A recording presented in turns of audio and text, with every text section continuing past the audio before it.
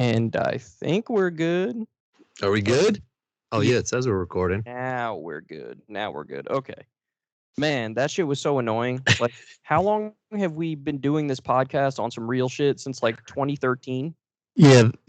And that's why I get worried every time there's like a little bit of a hiatus and that's kind of one of the underlining reasons as to why I'll never bring my channel back because I'm just scared of like even trying to like hit a button to the record thing that I haven't used in like 4 years. That if it hits me with one message that's like reinstall or like I got to remember how to do something, it's not just going to work seamlessly like it's supposed to. I'm telling some people, man, like some people live for that engineering shit. Like if they get a problem, they're like, "Oh, I can't wait to fix this and figure Mhm. out the Yep. 17 steps that I need to do." And then there's other people where you put one roadblock in front of them and they're like, "I'm never doing this ever again." Yep. My dad when I first got it was my brother's first car and then my sister got it and then I got it. But it was like a old it wasn't too old. It was kind of a gangster car. It was an Oldsmobile. Um yeah, I think it was a Cutlass Supreme. But that shit was like from I don't know, got to be like the 70s, nah, probably 80s. Nah, maybe even probably early 90s I would say. But it was like one of the newer early 91s. But he used it like every day. And so when he kept passing it down to us, that shit just kept working. And it never really showed its age of being one of those old ass Oldsmobiles. So like if you keep using it, it's just never gonna like get to a point where it'll die out. You know, if you use it properly and occasionally you throw the oil, like you change the oil when you're supposed to change the oil, you do the shit that you're supposed to do to it, you can ride like an old car until mad long. But even like a new car, if you let that, like I had a Ford Explorer, let that shit sit in the parking lot for like 2 weeks one time, and it was like under a tree, and a motherfucking bird nest grew in my engine. It was crazy. So like basically just like even if you have some shit that's mad old and they're like, ah, it's antique, it won't work anymore. If you've been using that shit from like 1902, it'll keep working That is because like so you're true. using it properly.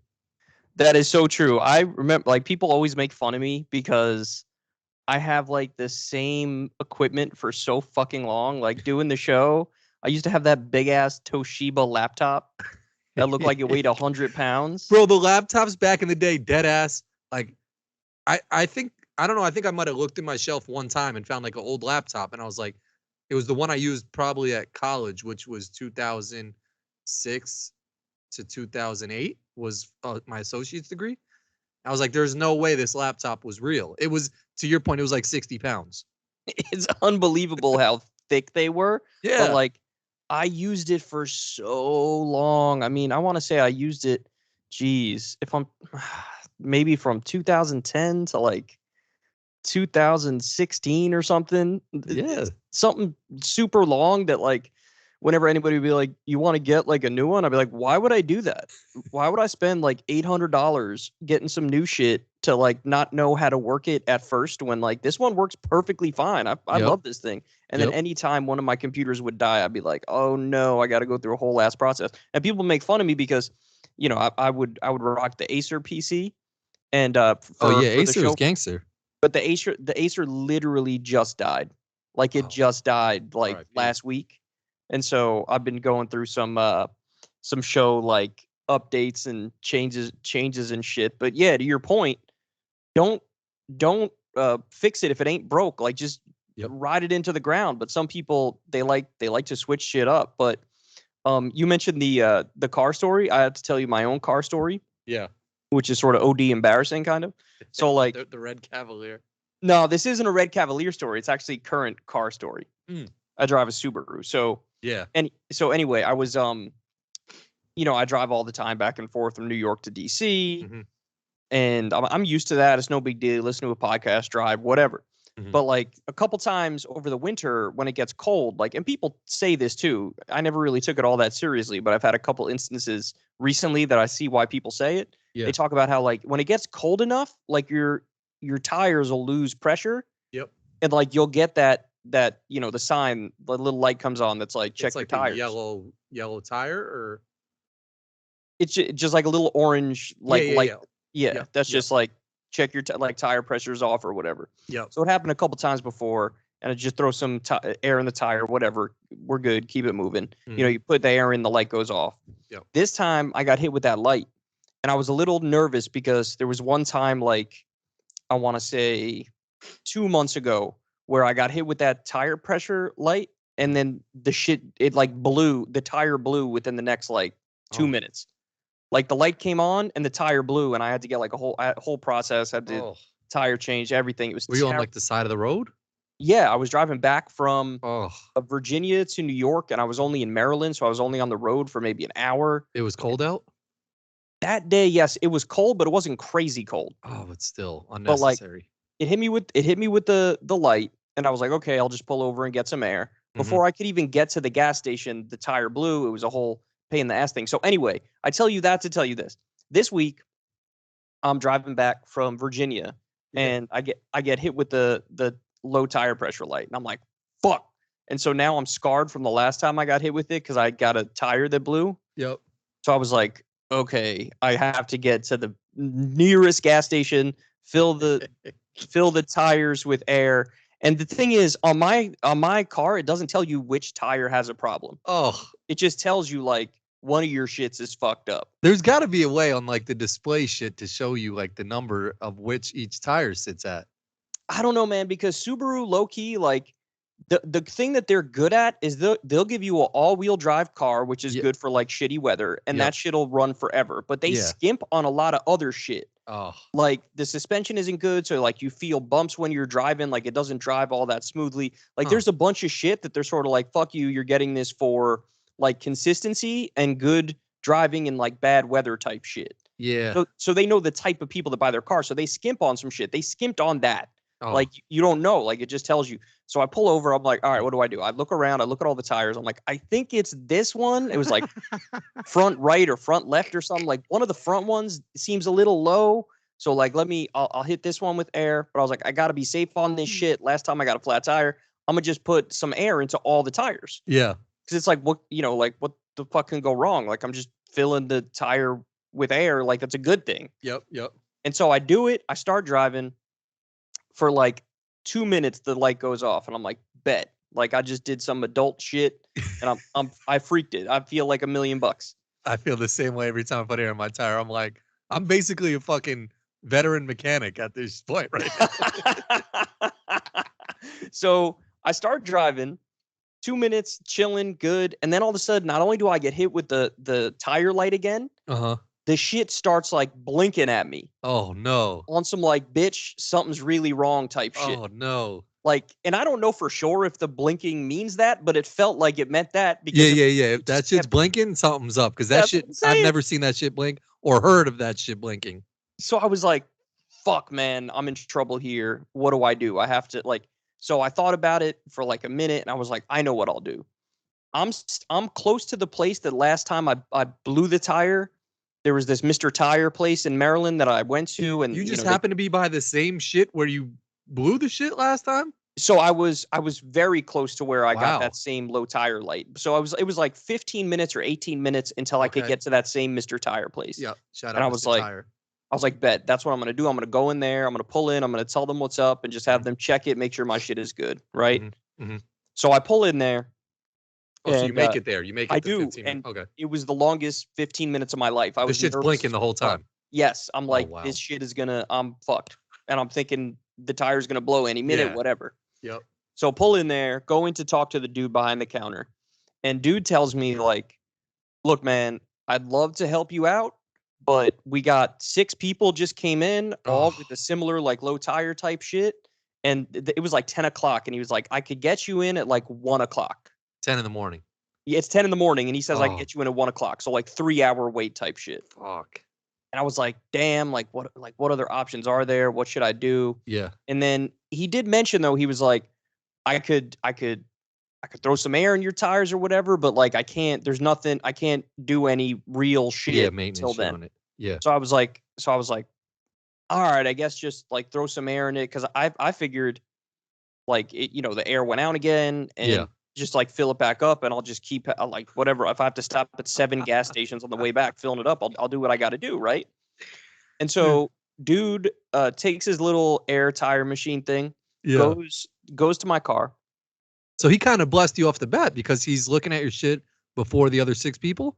Well, yeah, I mean, I guess from his perspective, he views this shit as like I'm not really doing anything because it's not like a diagnostic shit. Yeah. It's not like he's changing a tire. Like it's a very like 2-minute type shit that he's doing. True. But yes, that was still like blessing me low key, right?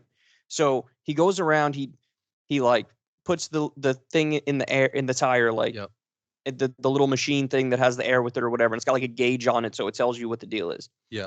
And he looks at me and he's like, your tires are like 36-pound pressure tires or whatever the hell. Yeah. And these tires have 55 pounds of air in it. He said, your shits are so OD gassed up that like they're almost double what they should be. Like you put too much air in these tires. Oh my gosh. And then he goes around the machine to all 4 tires and he had to release air from all 4 tires. Your shits are the Jose Cansecos of like the fucking highway. Oh, dude, my tires were juiced up and I felt so stupid. I was like, Jesus, I'm so dumb. So I guess that's what the blinking means, is that your shit is over pressure. Yeah. So at first, yeah, exactly. The solid one at first was low tire pressure in one of the tires. And then the blinking was like all 4 of my tires had way too much air in it. But like, I sort of was shocked. Like I didn't know you could put too much air in the tire. Did you? I mean, it makes sense because like the tire isn't like a balloon where the shit would pop. Like it's like rubber that could probably expand pretty well, which like to me, 20 something doesn't sound like the biggest difference for some big ass tires. But I guess it does make it like, was the car kind of harder to drive? Was it like if anything, shaking more? Nah, if anything, it felt good. Like it felt steady and like stable or whatever. Imagine you told the guy, you're like, okay, just leave it then. But like, think about it. When you put money in the machine to get like the air machine so that you fill your tires with air, when you do that, it only gives you like what, 3 minutes of air or something? Yeah, but normally, and I don't know if this shit is accurate or not, but you can set it to like 45. I think my tires are 45 on the Traverse. And you could set it to that shit. So once you're filling it, it goes like beep, beep, beep. And then it stops like when it gets to that point. Yeah, see, that's the thing. I was at some budget ass gas station that just had it was just like straight air. A rickety ass machine from 1979 that just said air on it. And like it didn't even have the gauge in it. Like it didn't have the thing that lets you see what the number is. Oh yeah. So then at that point, I probably would have just did the same shit and just counted to like 15 or something like that. Press the tire, which you probably can't feel a difference between 50, 30, and even like 20 PSI or whatever the shit's supposed to be. So I would have, I mean, like, I don't think you did anything wrong, but I kind of been blessed my whole life because I don't know if my dad does it or if like it was just something that I did or that when I moved cars, I have this little shit with a display thing on it that you put into the tires and it'll tell you where you're at. Yeah, that's genius. So like it's small and it's like you just put it on the tire and it's like you're at 36 and then it'll tell you you're at 45. So then I know if my shit is crazy high or crazy low. But then also on my dashboard, I can hit the menu thing and it shows me each tire. Like it's like this shit is 36, this shit is 34, this shit's 40, and I'll know which one. That's why I'm surprised because Subaru is low key like for a hiker, it's like having the best GPS device or some shit, or like best like equipment to go hiking with. Like that is the car that is supposed to be a car. Like that's a car's car. Yeah, but they assume a level of like competence and intelligence for Subaru owners. Like a hiker dude is the same kind of dude who would know what to do in the situation. Like he'd be able to look at the tires and be like, it's definitely that one that needs to get some air. You know what I'm saying? So like, I'm telling you, they just skimped on a whole bunch of shit. And the fact that I didn't have a meter with the shit also fucked me. But look, I'm still an idiot because I didn't even know what the fucking number was that my tires were supposed to be, dog. Oh yeah, that one, but that's a tough one too because I guess that maybe they say it in the manual, but if they don't, that's not some common knowledge shit. And here's the thing. At least I don't think it is, and maybe someone correct me if I'm wrong, but like I think I know now for my truck it's supposed to be like 45. So maybe a car, what is this shit supposed to be at? 35 for you? My shit was 36, yeah.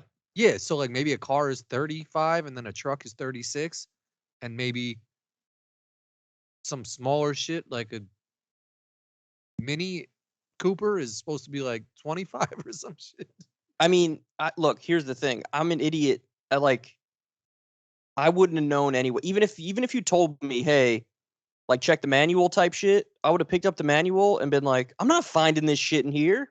Yeah, and you still wouldn't have known how long to be putting the air on for it. You know what I'm saying? Yeah, because the thing didn't have the gauge on it. So it was just multiple failures on so many levels.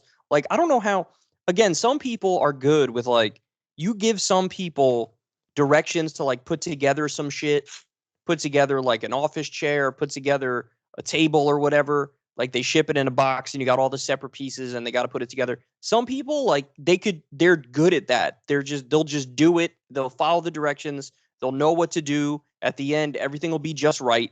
Yeah. I'm the type of I've never been the kind of person who's good with like shit like that. I'm so bad at following basic ass directions, even for things that are simple to like put together for most people. Yeah. Because I've always been like a reinvent the wheel kind of dude, which is idiotic in some ways, but like in some ways it also helps me. But for most things, it doesn't help. It gets in the way of being like a competent person.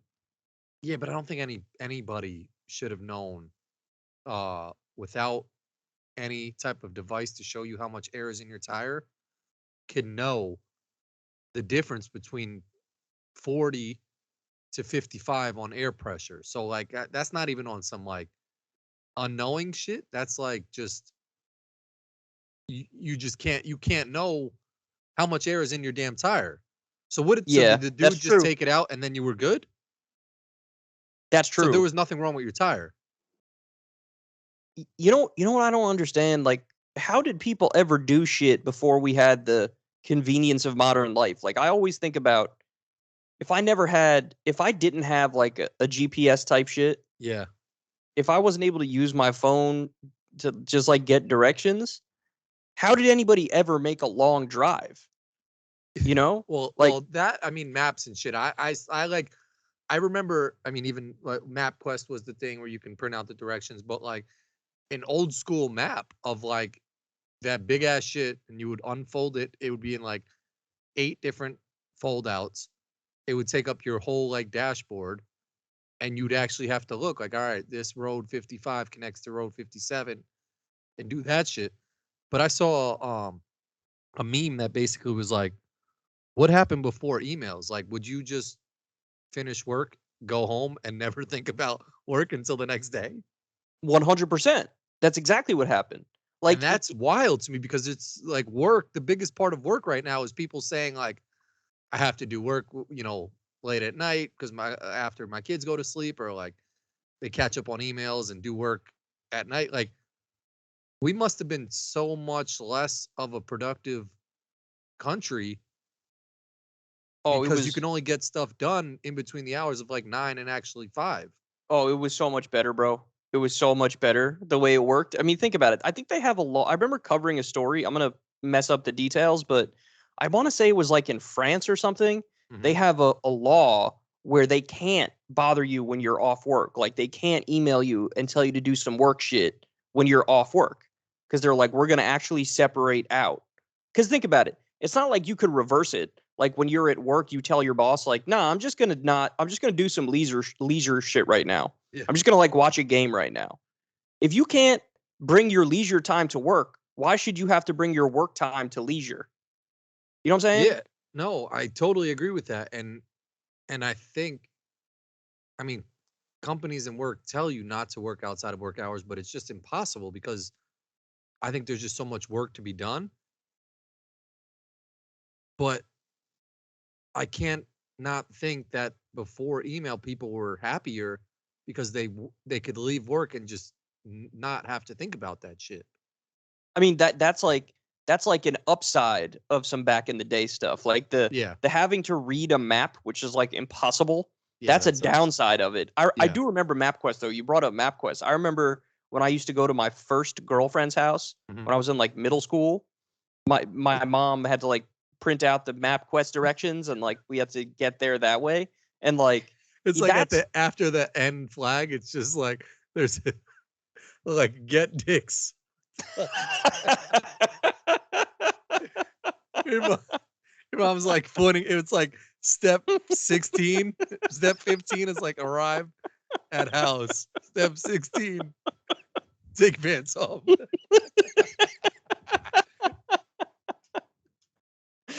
oh man. Ugh. Yeah, but that's like think about it, man. I remember that. Honestly, maybe once in my life, I remember somebody reading a map. Like when we went to Florida when I was like a little kid, maybe my Yep. mom and dad whipped out a map and tried to read it. But I can't imagine.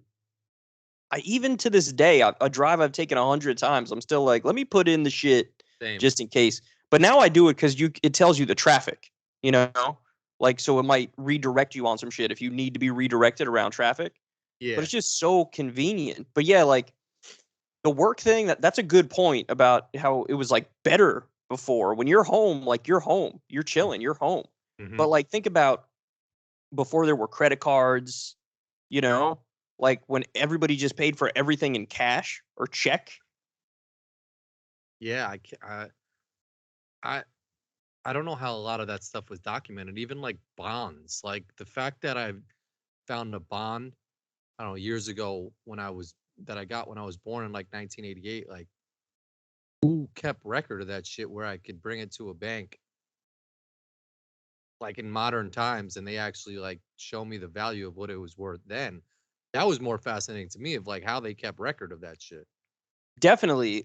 I mean, everybody's got a social security number. That's Yeah. crazy. Like, like what? Everybody's got a social security number? That's insane. That seems kind of like old school too, but I guess that's just the way. I mean, like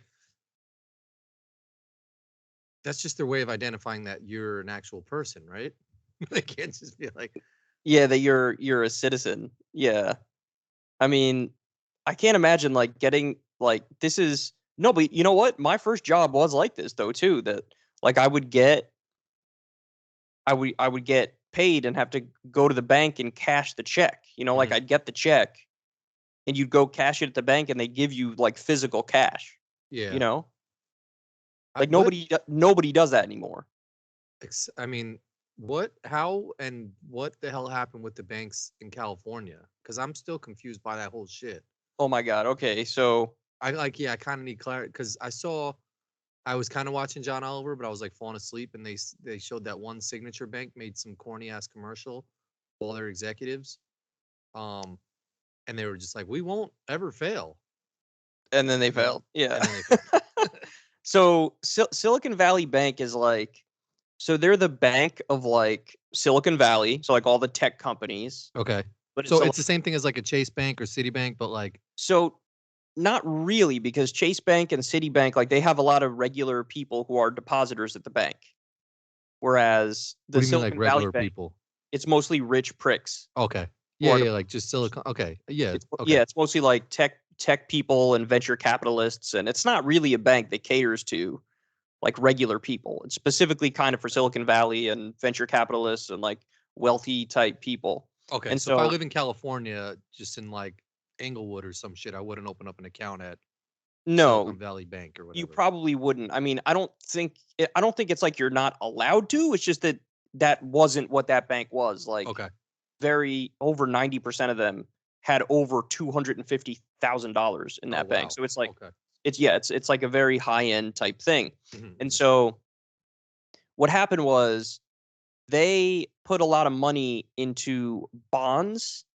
And as the Federal Reserve, like the central bank, raised interest rates, they kept raising interest rates. Mhm, Those bonds became worth less and less and less. mhm. And like 56% of their investments were just in bonds. And so what happened was that investment went really wrong for them at the same time that people in the tech world needed a lot more cash because of the higher interest rate. So they would go to the bank and try to take more and more of their money out of the bank. Yeah. And then what happened was a guy named Peter Thiel, who's like a big tech guy.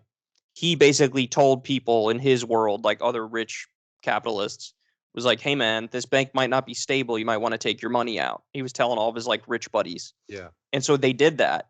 And so then you had what's basically called a bank run, where the bank like doesn't have the funds to give the people all of their money back. And so then what happened is the FDIC steps in and says, we're going to backstop everybody. So instead, the way it works is you're insured up to $250,000. Mhm. Like if for whatever reason the economy crashes tomorrow. Yeah, if you yeah, I have- see those signs or used to in the bank when I would go in there. Yeah, if somebody has like let's say 30,000 in the bank, they're good on that money even if the economy totally crashes because up to 250,000 they'll make sure you're good. Yep. But like the FDIC stepped in and said, "We'll make everybody whole." And then the Federal Reserve stepped in, the central bank, and they were like, "We'll make everybody whole. We'll $300 billion backstop. So we'll make everybody." So basically what happened was a bank made a bunch of terrible decisions. Yep. Basically screwed themselves, and then the government stepped in and said, "We're going to give you an instant bailout." And so, the point that everybody's making, which is correct, is like, well, hold on then. If the government is saying basically any time a bank fails, like in 2008, 2009, Yeah, we're gonna make it right. or this time, if we're going to come in and bail them out, then why the hell do we even have private banks? Because you got these executives who make millions and millions of dollars at the top, but then if everything goes belly up, they still make millions and millions of dollars. Yeah. Like, no, if you're gonna backstop the banks no matter what, then just make the banks public. Make it so that you don't have executives making millions and millions of dollars at the top. You can't privatize the profits and then socialize the losses. Mm-hmm. And that's the point everybody's making. And it's true. Yeah, I mean, yeah, it seems pretty ridiculous. And so they did get bailed out. I thought Biden was saying something that they weren't going to bail them out. Well, see, that's the thing. He was lying. Like the way, okay. So his argument was, it's okay, we're not bailing them out because it's not taxpayer money. That was his argument. Like it's not coming through Congress. It's not coming from taxpayers. So it's not a bailout.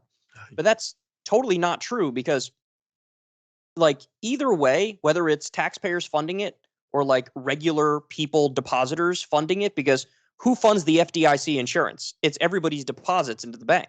Yeah. So regular people, like regular bank depositors, regular folks who make normal amounts of money, if they're effectively backstopping it, okay, they might not be doing it as taxpayers, but they're doing it as depositors. So it's still regular people bailing out the banks. Yeah. And so he's basically lying when he says, oh, it's not, because the Federal Reserve, they could basically print money. That's the central bank. Yep.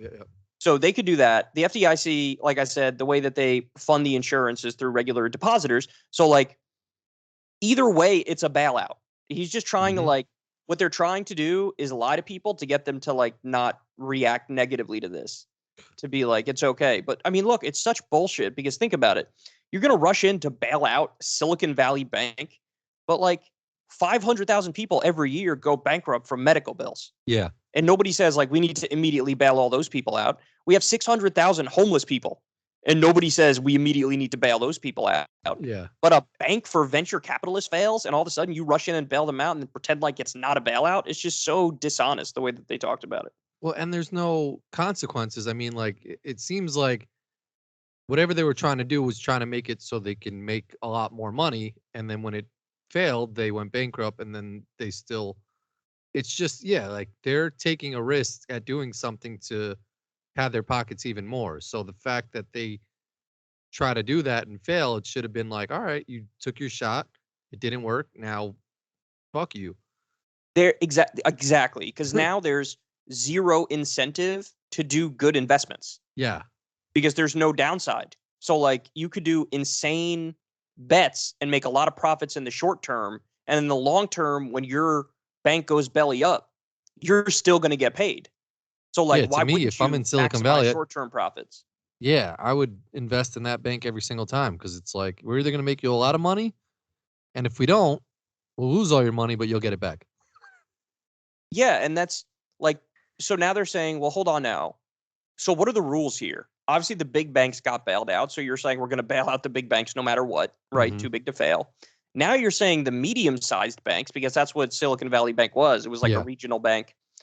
Now you're saying you'll bail out Silicon Valley Bank. So does that mean every other medium-sized bank automatically gets a bailout? Because now those banks are stepping up and saying, we want protection because these guys got protection. Yeah. And They then it's won't. like, okay, well, the only banks left that you're hanging out to dry are like community banks. And obviously people are going to go, if they have their money in a community bank and they see that the bigger banks get bailed out, but they don't, they're going to take their money out of the community bank and put it in a bank that they know is going to be backstopped. Like, what the hell are the rules here? Yeah. You know? And Yeah. it's really terrible, man. Like I said, they should at this point, they should just nationalize the banks. And this way, you won't have any assholes making $30 million and buying a yacht and then getting bailed out. So Like, nationalizing the banks means what? Like just go to a Chase, a it's just Citibank, like everything just becomes a public bank. So like, yeah, it's Chase. You could keep the name Chase, but it's like this is a public bank now. So you're not going to have executives making ridiculous amounts of money, and there's going to be more uniform rules across the board. I feel Because like that's kind of how like CrossFit does it. It's like you pay to get the CrossFit name, and if you don't, then you're just some like weird ass knockoff. knockoff gym. And if you fail, you fail. But if you're like, I guess in the CrossFit like umbrella, you probably have some type of safety net, which I mean, I don't even know if you do or not, but you're allowed certain things that um you wouldn't have if you didn't if you just like own your own gym. I don't know. It's almost like Yeah, I the mean, Subway chain type of shit. Like if Subway kind of was just the ruler of all delis, I mean that would have been right. good because there are some banging delis that aren't Subways, and Subway's not banging. But if you had to like pay into Subway, and you'd know that your deli would never fail, but if it was like Subway's Leo's banging Italian deli, you would have that safety net of your deli never closing because you were in the Subway national I mean, look. umbrella. So all those like Does that CrossFit, make any Subway, sense? I understand what you're trying to say, but like all those things are privately owned, even though like people buy the right to use the privately owned name. Like I understand what you're saying, Mhm. but the point in terms of banks is like if you nationalize the banks instead of privatizing the profits and having a few tiny number of people get the profits and Yeah. then socializing the losses, which means we all pay for it when it goes belly up. If you nationalize the banks, you would be able to socialize the profits and socialize the losses so Okay. that like everybody would benefit from investments made by the bank, and it wouldn't just be some small number of people at the top who are buying their 30 yacht or whatever the fuck. So You know, if that Silicon Bank was nationalized, who would benefit from more of those things if you weren't a member of that bank? well, in the case of like my actual position is the banks that failed, you should have let them fail. Yeah, yeah, yeah. I And agree if with that. you're going to help and the process we had is like one that was okay. Like you are funded with FDIC insurance up to $250,000. Yep. So every business, every person that had money in there, I know most of them had over $250,000. Okay, well, sucks for you. You're going to get a haircut because all you're getting back is $250,000. Yep. Like, let them fail, right? Mhm. But there's a bunch of ways you can approach it. You could also like break up the banks and just mandate that they have to be smaller. You could nationalize them, like we've been talking about. But basically, all you need to know about nationalizing it is that it would be public. So like in the same way we talk about universal healthcare, right? The whole idea of universal healthcare, single payer, Medicare for all is that you take out the insurance companies, the health insurance companies who provide nothing of value and they just are a middleman that takes a cut. Like literally all they do is get in between you and your doctor. You pay them money, and then if something happens, maybe they cover some of it, maybe they don't, but they're just sucking up profit. They're an unnecessary middleman. Yeah. Oh, shit. Seems unnecessary. My headphone just cracked out for a second. Anyway, yeah, they're unnecessary. And that's the same thing with these private banks. Mhm. If you're going to have these people making all this money who are executives in the short term, and then when the business goes bankrupt, we rush in, bail them out, and give them money anyway, why should we have those executives in the first place? Get rid of the executives. Yeah. Don't allow people to make so much money at the top of it. Nationalize it, and so you privatize the profits and the losses. So if everything goes well, we all benefit. If everything goes poorly, we all suffer a little bit. But ultimately, it's equally spread out throughout the country. Yeah, yeah, I agree with that. I mean, is that a plan? Is that something that's going to happen or Oh, not? they would never do this Oh, really? because the government is basically bought by big The big moneyed banks. interests, including Yeah. the venture capitalists, including the banks. Like Ugh. they own the government, and so that's why when this bank was going belly up, the government rushed in and was like, "We're going to save you." I mean, it was instantaneous. Damn. Why is it Homeless instantaneous? They people have need to kind of have like a committee to find a way to become beneficial to the government. Like if homeless people well, I can mean, do something for the government, then they can get bailed out and get housing and all the shit that they need. well, yeah, I mean that's the whole thing, right? Is like lobbyists get the job done, but the only people with lobbyists who are effective are big money interests. Yeah. And so homeless people don't have money, Yep. so they don't have lobbyists, so they don't have anybody lobbying on their behalf. I mean, the real answer is to get rid of the lobbying, get rid of Yeah. like, get the money out of the system. Politics Damn. should be totally separate from private business in the sense that you can't have billionaires funding politicians and like rigging the laws in their favor. I mean, this is the downside of corruption, all the money that's been flooding into our political system. When the Supreme Court said, "Hey, money equals speech, so you could spend as much Yeah. money as you want on the elections," and everything's fine. That's just your free speech. It's like, no, you just legalized bribery. That's what you did. I kind of had a similar situation, but the total opposite. When I went to SUNY Cobleskill, I randomly remember that I signed up for this bank. It was called like Trustco Bank, and that shit was like the most unsecure bank ever.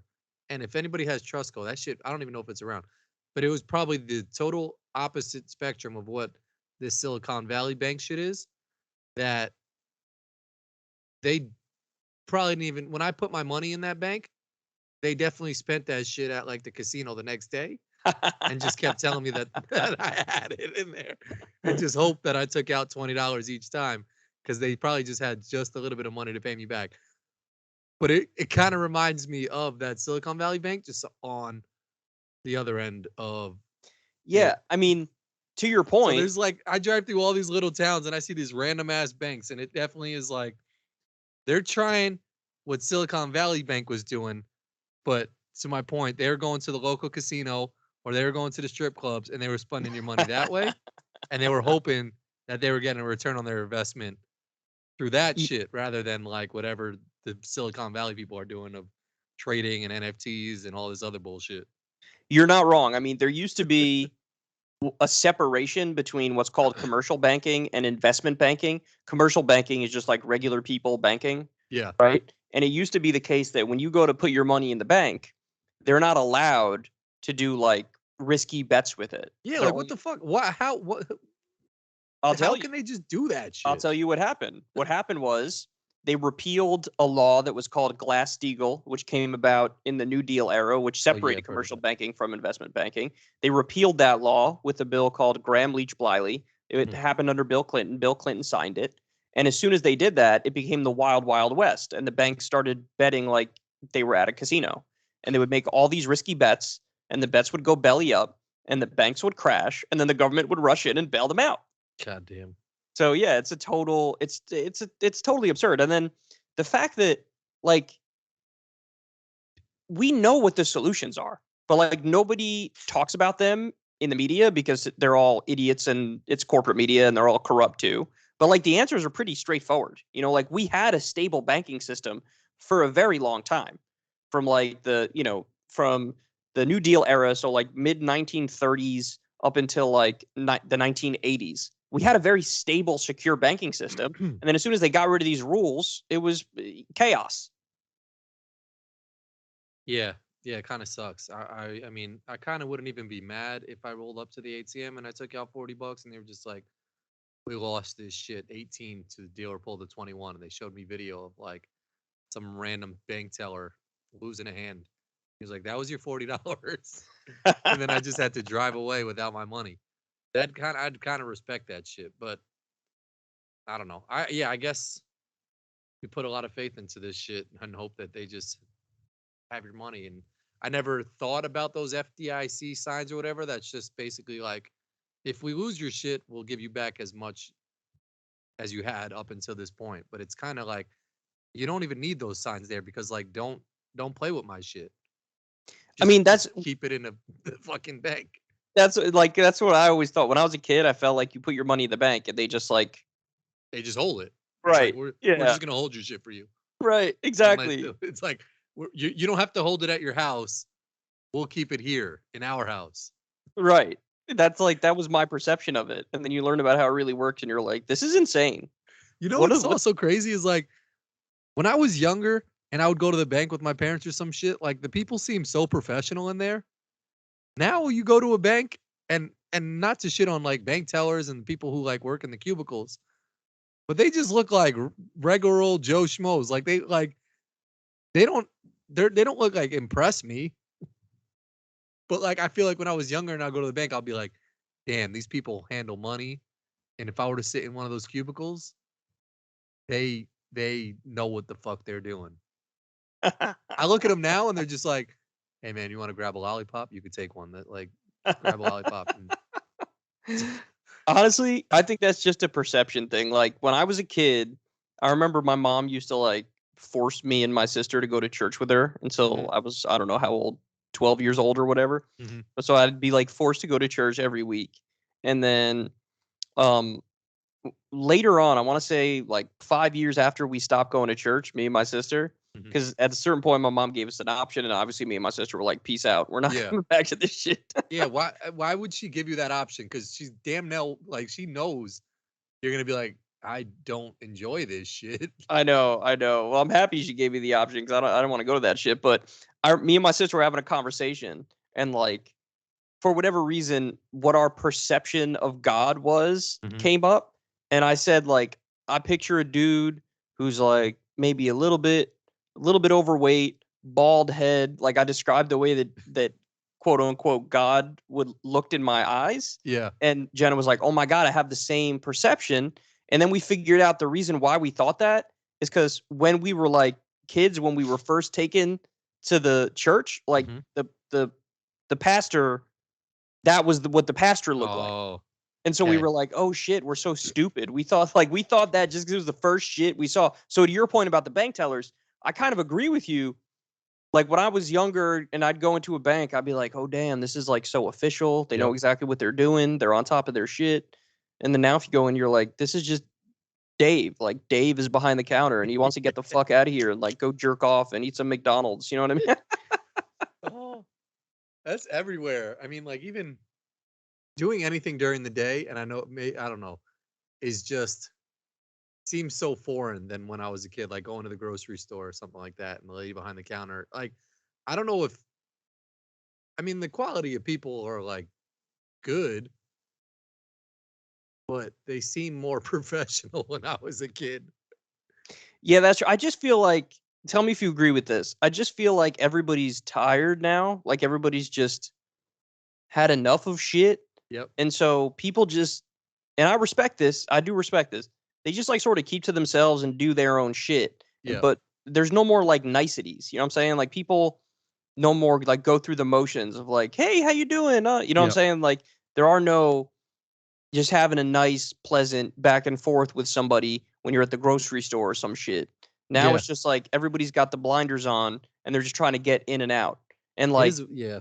I sort of respect that though, because that's how I operate most of the time when I'm in the real world. So I respect it. But to your point, it definitely has a different vibe from when we were kids. But then again, maybe it was because when you're kids, you know, like you're a cute little kid and you're doing some shit and everybody's just smiling at you and it's you know what I'm saying? Like you think that's what it is?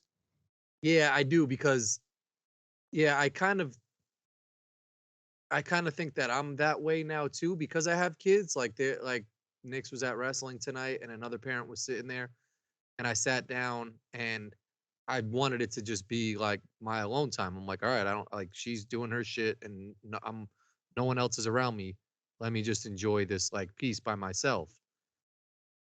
And I feel like if you're in a spot with other parents that have kids, they're in that same boat where it's just like, don't don't talk to me.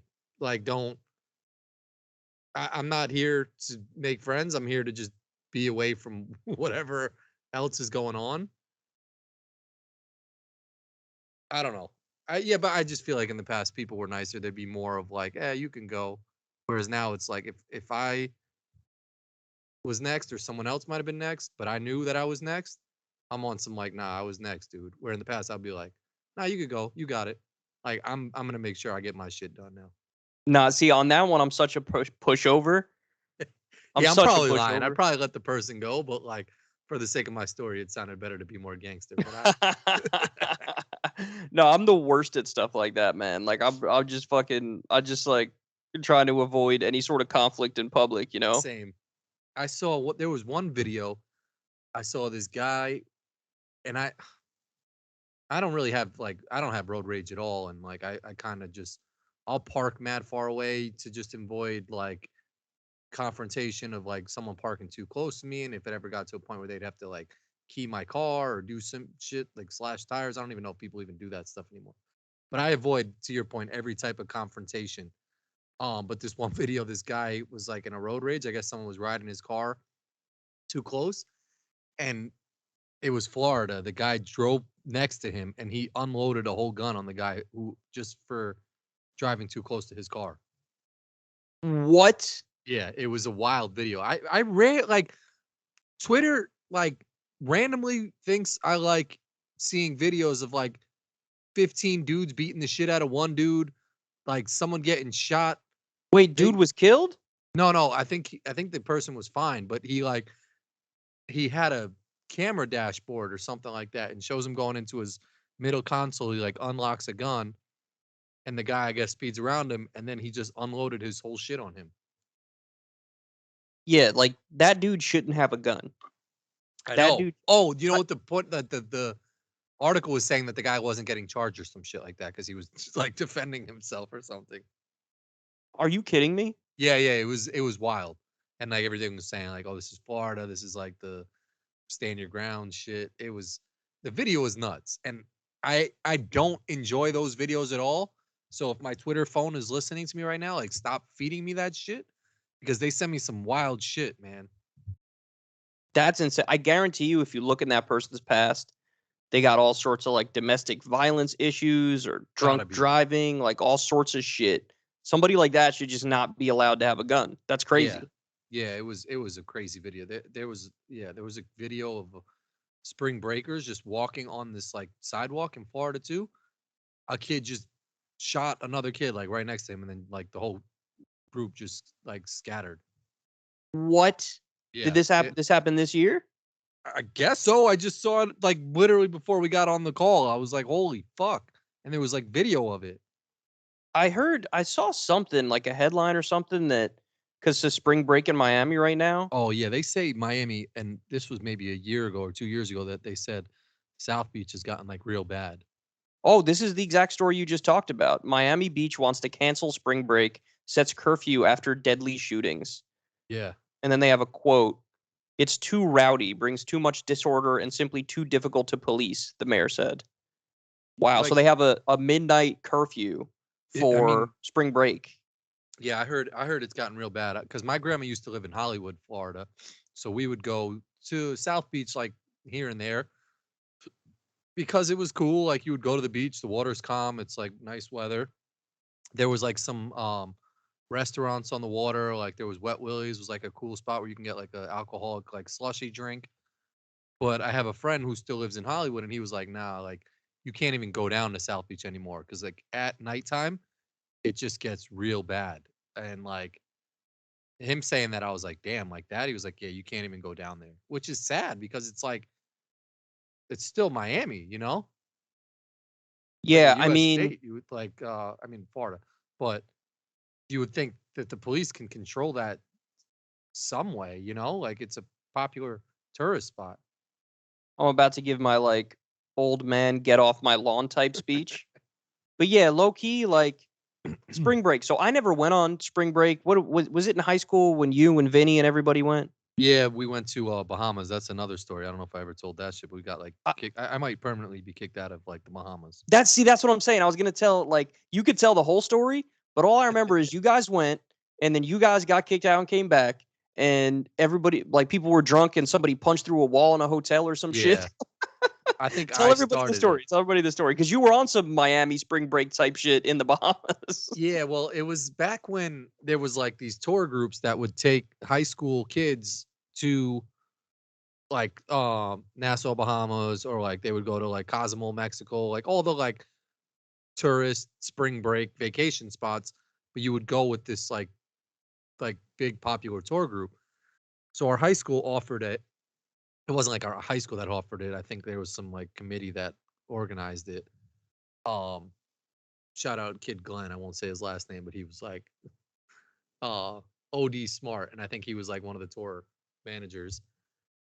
But this group brought us to Nassau, Bahamas, and it's just madness. It's just like thousands of kids from so many schools, and now it's probably even crazier because they have like DJs go down to these things and like just have crazy raging parties. Like our spring break, we would just go to like Senior Frogs, and they had like a bar, and they would just play like loud music, and it was kind of cool. Um, so anyway, I think I had lost in the casino like the first day. I don't even know how much, probably a couple $100. And it was such a cheap hotel that I think I like kicked the wall, and I thought it would be like a wall. Like you should be able to kick a wall and not have some shit happen. But it was like drywall, and it was like the cheapest drywall ever. And my foot went through the shit. Like so I kind of was on some like fuck. Like, and it was a small little hole, like whatever. Like they probably would have not gave us our like room deposit back or something. Like it was small. Then later, our boy Vinny, who's like a worse gambler than I am, saw the hole in the wall and must have lost also, and Oh started like no. he like made that shit bigger, like he punched it or something like that. Oh. So from those two things, it led to our room then turned into like Fight Club for this wall. Like it's sort of became like if you want to get your anger out, Mob mentality type shit, yeah, like bro. go to this room and just hit the wall, like, and you'll be good. Because I feel like there was just random people showing up to our room. They turned the wall into like a seat, like a walk through.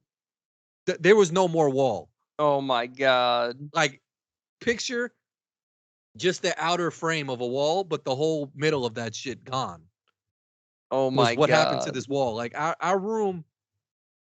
So long story short, it's like the middle of the night. It might have been maybe the next night or something where like word got to the hotel that like this wall and this room was just getting demolished.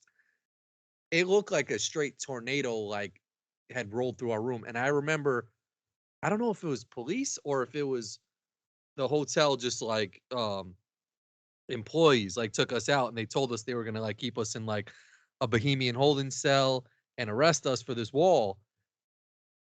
And then long story short, the kid Glenn and the other people like got us out, but they said that they were like putting our picture on like these like posters that we'll never be allowed back on the island. And I was shook because they told us we were going to jail. And then they said like if we go to jail in Bahamas, it's a wrap. We'll never come back. All because of like this like wall situation. So anyway, like the spring break was wild. It ruined like the whole trip. But I I heard from my friend who had went on the trip like 2 or 3 years later that they were still telling that story of like a don't go to Bahamas and be these kids type of shit. Wow. That reminds me of when I went to go take a driving class for the first time. Mm-hmm. They at the driving class, they hand out pictures of like young people who had gotten in car accidents to Oh remind you damn! how not to drive. And one of the pictures was of Henry's crash. No way. Yeah. That's hilarious. But dude, that's crazy. So you were the crazy ass, like I'm looking at the pictures right now in the Miami Herald of like Yeah. the craziness of spring break. I don't think the one you're looking at is the shit that I saw. It might have been like Fort Lauderdale. Um, but hopefully you don't see that video because it was bad. But Miami is really bad with spring break too. And there probably have been like the same type of shootings out there. Well, people, they said there were 2 shootings already. They implemented a 12 p.m. curfew. They have to stop selling alcohol after 6. Damn. And you have people dancing on top of cop cars and shit, and like, body slamming people on top of cop cars. God damn. That kind of sucks for the businesses down there. I mean, going back to my original point of like things that are old usually still work and are in good condition. That doesn't go for hotels in Miami because I stayed on some shit one time down there. Might have been like the Clevelander or something. There was like cockroaches in that shit. Like that hotel was like from the 1960s, 1970s when like the cocaine era was like popping in Miami. And they had never updated any of those shits. All those like hotels down there, super grimy. People are like, any spot where there's it's like a beach to your hotel, like streamline, you're not in for a good time. There's always going to be some cockroaches because people are coming back wet. They're coming back with like wet flip flops, wet bathing suits, and they're just like throwing it in the bathroom, and that's attracting all nasty little bugs. So all those, you think you're like staying at a nice beachfront hotel and resort? Nah, you're better off staying like 10 minutes inland at some banging shit that's just like not by the sand, not by the nasty like water, because those beach oceanfront shits is usually where you get got of just like cockroaches and just a whole bunch of nastiness. So I actually just went not that long ago to Miami. Mhm. And it was, I liked it obviously because it was warm as hell in the middle of the winter. But we took one of those like those tours where you get in a bus and they drive around. And then what they do for this tour in particular is they have like a bus that becomes a boat. Have you ever heard of this? No. So you're in a bus and like it's like an open type bus, like you're not inside of a bus, like it's sort of like open all around. So like you're sitting on it. Can envision what you're saying. It's Yeah, so like called like a duck boat or some shit.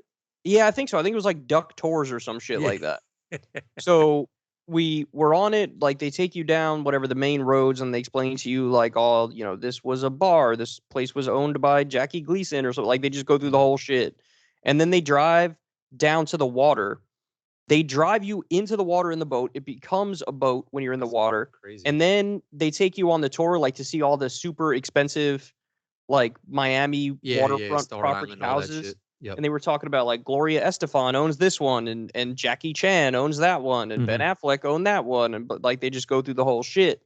But at the end of the tour, so we take the boat all the way out. Maybe you go out like 15, 20 minutes, come back 15, 20 minutes, and everything's chilling. Now, this bus/boat shit was built in like 1957. Yeah, those shits. I don't trust that shit. The shit is so rusty and so like it looks so rickety and stuff. Yeah. And then on this boat ride, one shit that was sort of like a little bit of a red flag at the beginning is it had two captains, like two people that were driving and shit. I guess one was supposed to be the one who drives it in the water. The other one's supposed to be the one that drives it on the road or whatever. Yeah. But I thought that's sort of like a little bit of a red flag, right? Like really? Why do you need two separate people on this? Like what is this? Yeah, that seems unnecessary. It just struck me as like one of them's like, I don't know how to do this shit, and the guy's like, all right, I'll do it. You know what I mean? Like, so we come to get back on land, and the way that it gets into the water and out of the water, there's like a ramp. It's like a ramp that you would normally take with like if a pickup truck is dropping off a boat, it would like put it on the ramp and then you put the boat in the water. So it's the same shit. So when we go to drive out, the shit is like not angled right. Oh. And you have to like gun it to try to get it up. Bro, he gets the shit up only like halfway and then it starts coming back into the water. No. And I'm like, fuck, like this is not good, right? And so then you got to back it up pretty far so that you get enough. So he's got the whole tour on the shit while he's like trying to maneuver this? Whole tour is on the shit. Oh. Whole tour is chilling. His pants. And everybody's like looking around. Like the first try, we're like, okay, maybe sometimes that happens. Yeah. Then he tries it a second time. Same shit. He gets up like halfway on the ramp and the shit comes right back in the water. Then he tries a third time. Same shit. it gets up even maybe worse than the other two tries and God like comes damn. right back in the water. And at this point, everybody's looking at each other like, yo, what do we get into, bro? Like, what is this shit? Yeah. Then the other dude who was like the captain when he was just driving the bus part on the road, dude is like taps his shoulder and he's like, let me try this shit. And we're like, oh my God. So that dude gets in there. He tries it. And thankfully that dude got it on like the first try. Damn, the other for a dude hot should minute, get demoted. it was like the fourth time, dog. I was like, yo, this is sort of suspect as hell. Why did we ever agree to go on this tour? Yeah, that shit. I mean, like, I don't even know. Are there notable things in Miami to even see on like one of those tours? Like, I don't even. I might have did that shit once in LA, and I felt like they were making up half of this shit anyway. Like they were like, this used to be Tom Cruise's house, but not anymore. And I was like, you are fucking lying. Like, Nah, they definitely make up a lot of the shit. I know that for sure because that guy, Tim Dillon, yeah. who's the comedian, he used to be a tour guide for New York City. Oh, really? And he says, like, yeah, I would just make shit up on it. Yeah, like who I mean, like I did one of the boat tours in Chicago, and I guess some of that shit you can actually look up, but there would be other shit that they would just be like, rumor has it, and you know if they start the shit with rumor has it, that shit definitely didn't happen. Definitely. Big rumor has it, Barack Obama used that building to become president. And people are like, oh wow, oh. And Yeah, it's exactly. like, no, you don't know that. Yeah, you could tell they just make the shit up completely. The dude was like sort of like charismatic, OD gay, and like you could tell he was like drunk or some shit, and he was just making shit up as it went along. Yeah. I mean, I guess that could make for a better tour too if he is funny and is saying stuff he's lying about, but I don't like any of those. If the boat was going from land to boat, there's definitely old water in there, and it reminded me of when I would go on the the log flume ride at like the carnivals? Yes, yeah. There was one in Rochester that I went on with Molly's family, and like the water would get like layered in the actual like ride shit. So when you step in, you're stepping in like old nasty water, Oh, and it just was disgusting. And it made me think of the boat to car shit that you were talking about, because like water gets in there, and then you're putting like your feet on like nasty old cold water, and that's what that log flume ride shit was, and it was disgusting. yeah, you know me. I low key have like a jihad against like carnivals and theme parks and stuff. Yeah, for the Cause most part, they kind of suck. bro, remember Playland and the Dragon Coaster? Yeah, I mean that's one I'll defend the Dragon Coaster because that shit low key is like that's one of those rides that's been around from like 1920. Yeah, no, hell no. The same reason you're defending it is the same reason I attack it. Like you go into Playland and they have literally I don't know if they still have it. I think they may have like updated it by now. But like they had a wooden ass roller coaster Oh no, that that was shit is like like oh like that shit is like wooden like OD. Like literally Thomas Jefferson was riding that shit. Like it is the oldest, and you would hear when they would run it, right? And they run it like 1,000 times a day, and there would always Yeah. be long ass lines for it.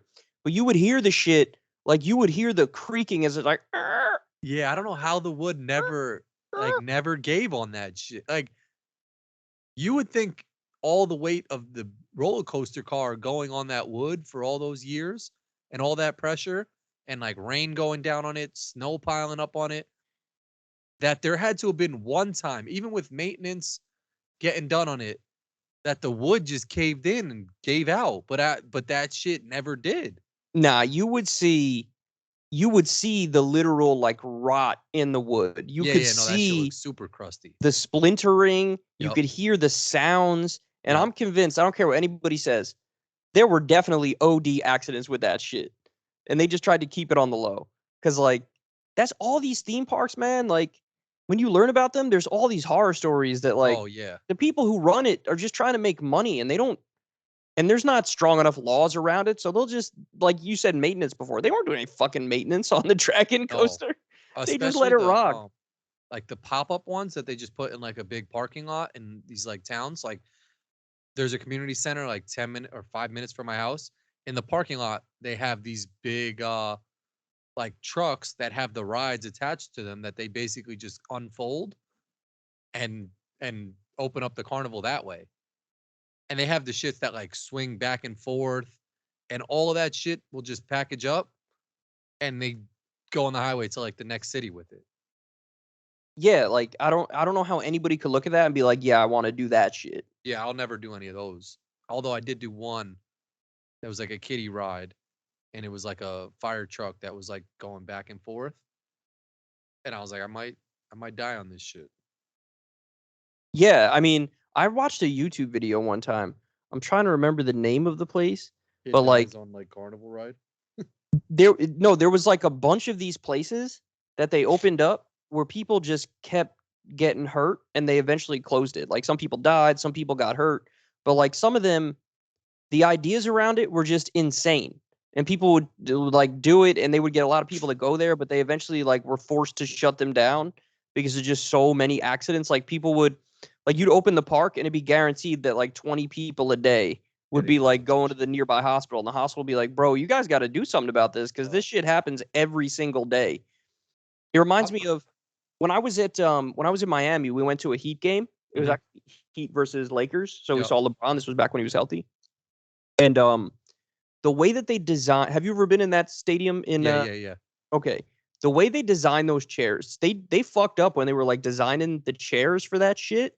Because I went to go move or whatever, or like get up, and I put my hand on some regular ass spot on the chair, and my shit got OD stuck, and it could have easily broken if somebody like got up next to me or moved in a weird way. Like it happened.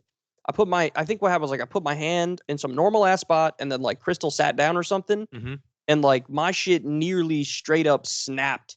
And that in one game, that shit almost happened to me twice, dog. And I Wait, was like, so it, the seat was old or something like that? no, it's just the way that they designed it wasn't a safe design. Uh-huh. And like there's a place where you would just naturally sort of put your hands that is not a safe place to put your hand, Oh. where it's gonna get caught in some metal shit. And like when that was happening, I was like, bro, I guarantee you there's at least like 3 people every Heat game that end up going to the hospital with a broken hand. Yeah, I mean a lot of those stadiums aren't safe. I went to the Nets one like when they first opened up in Brooklyn, and at the top it's like mad dark. Like there must be no lights up there, and it's so thin, like the walkways to get to your seat, like the when you walk up this thing and then if you like make a left to go into your seat. I was like there has to be people that are either drunk or just don't have good balance that have tumbled over like and gone down 40 rows. That Oh shit. my god. Yeah, when you don't have rules around this shit, they will do like the crazy shit. Okay, just got the name of the park. Remember I told you the craziest Yeah. park. So there's a place in New Jersey called Action Park. Oh, that shit sounds like motherfuckers are getting hurt. Here's what it says in an article about it. When Action Park was first opened in 1978, over 100 swimmers had to be rescued from one of the wave pools. Sheesh. It was What? it was deemed the most dangerous theme park ever, since there have been 6 people who had extremely unfortunate experiences there. Additionally, there have been 110 reported injuries. Have you ever been in a wave pool? When I was a kid, I Those scratched my shits are knee no up on those joke. shits. Yeah, I scratched my knee on those shits. Like the ground was like sort of hard, Yeah. and like it knocked me over, and I scratched my knee up on that shit. But if And you then, go to like the front of the thing, you can like drown and die. Like it's like no joke. I like went all the way in the back of one of the wave pools at like this Great Wolf Lodge place, and it like I felt the waves back there, and then Molly was like, "I'm gonna go all the way to the front." I was like, "Yeah, I'm not gonna go with you. That's like insane. Those shits are fucking serious. Like the waves get crazy." yeah, no, I mean, people don't even realize like how powerful water is. Oh yeah, Like water's no there's joke. like when people think of a tsunami, they think of like a 50-foot tall wave that's like crashing down. That's not a tsunami. A tsunami is like a 5-foot wave or 10-foot wave that just slowly creeps in and just Mhm. like swamps a whole bunch of shit and goes miles inland and like just wipes shit out. Oh, And it doesn't take much water, like it's so strong, it just fucking knocks you right over. Like you've seen people try to walk through a stream where it looks like the stream, like the water won't do shit to them, and they walk in and it immediately like sweeps them away. yeah. Yeah. By the way, on the list of the most dangerous theme parks, Rye Playland made the list. Oh, I believe it. That shit is. If that Dragon Coaster is still going, God bless people that go on that thing, because they're asking for that shit to collapse one of these days. By the way, it looks like they say 6 major incidents were reported at Ride Playland, and they said the details are too gruesome to get into in the article. Oh no, So I almost remember when we were younger, it was the space shit, I think, that spins around, that had like, I don't know what happened with it, if it got delodged or something, and it got people like, it was either that or the bumper cars or one of those shits, but I think it was like the Space 3000, like whatever machine is there, got like delodged and like had killed people online or something like that. But I was like, damn, I remember riding that. It was the one where it would spin you around so fast that like you'd get stuck to the wall and it'd like go up and down, and like your gravity would like get pulled like on like as your back was to the wall. Oh my god, bro. Yeah, it was no joke. Wow. I never But like oh, when I was a kid, me and my buddy Will used to do trampoline wrestling all the yeah. time. And so I got really good at like flipping and stuff, and what wrestlers call taking a bump, which is like landing in a way that looks like it hurts your neck or whatever. But They probably call that for something else too. yeah, taking a bump is also like taking a hit of cocaine. Yeah, they probably all do as well. But like, so I got used to flipping and stuff and jumping, and I like couldn't do any of that. I just that went shit. to a fucking trampoline park this weekend, and literally I just did the most basic shit. And there was kids like front flip, back flip, all this crazy shit that I never could figure out how to do. Well, yeah, what I was gonna say is I could still do the flips, by the way. But That's kind of gangster. when I was a kid, I could do it and everything was chilling. Now that I'm older, I could still do the moves, but like I don't like the movement. Like I don't like flipping. I don't like jumping up and down. It messes with the equilibrium in my ear, and I Yeah, feel but the like fact that like you can dizzy just and do shit. like the fact that you can do that is impressive. Like when I see an NFL player do like score a touchdown and they just do like a backflip, that takes mad time to learn. Like even I don't know if you can ever do this, but I never figured out how to do a cartwheel. Oh, I could definitely do a cartwheel. I mean, my shit probably looks funky as hell and my legs are not perfectly straight, but I could definitely do a cartwheel. I can't do a flip on the ground anymore. I used to be able to do it. Me and Bobby used to we actually had video of it too, but we lost it somewhere along the Oh, way. We did this video where like we would just flip off of random shit and like we would go higher and higher. and you would There's just scream parkour at the end of it. bro, there's one that we did. I don't know if I ever told this story on the podcast before, but there's one where it was winter, right? Uh-huh. And we were using that as like an advantage because you land in the snow and it's like softer than landing on the ground, right? Yeah. And so we were flipping off a bunch of shit, and I decided I'm gonna flip off of a an AC unit, like those AC units, the like box square things that are in the Wait, backyard. yeah, you were standing on an AC unit? Standing on an AC unit, and I was gonna backflip, and Like actually, hanging low off key, of someone's house? no, you're thinking of a window unit. I'm talking Oh. about the thing that's on the ground. Oh, okay. Yeah. I know what you're Those talking about. things. Yeah, okay.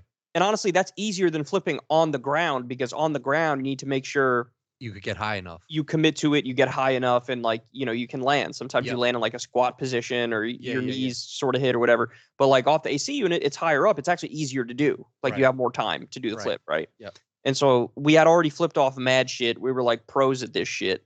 And so I was like, oh, I'm doing it off this. And we had it recorded too.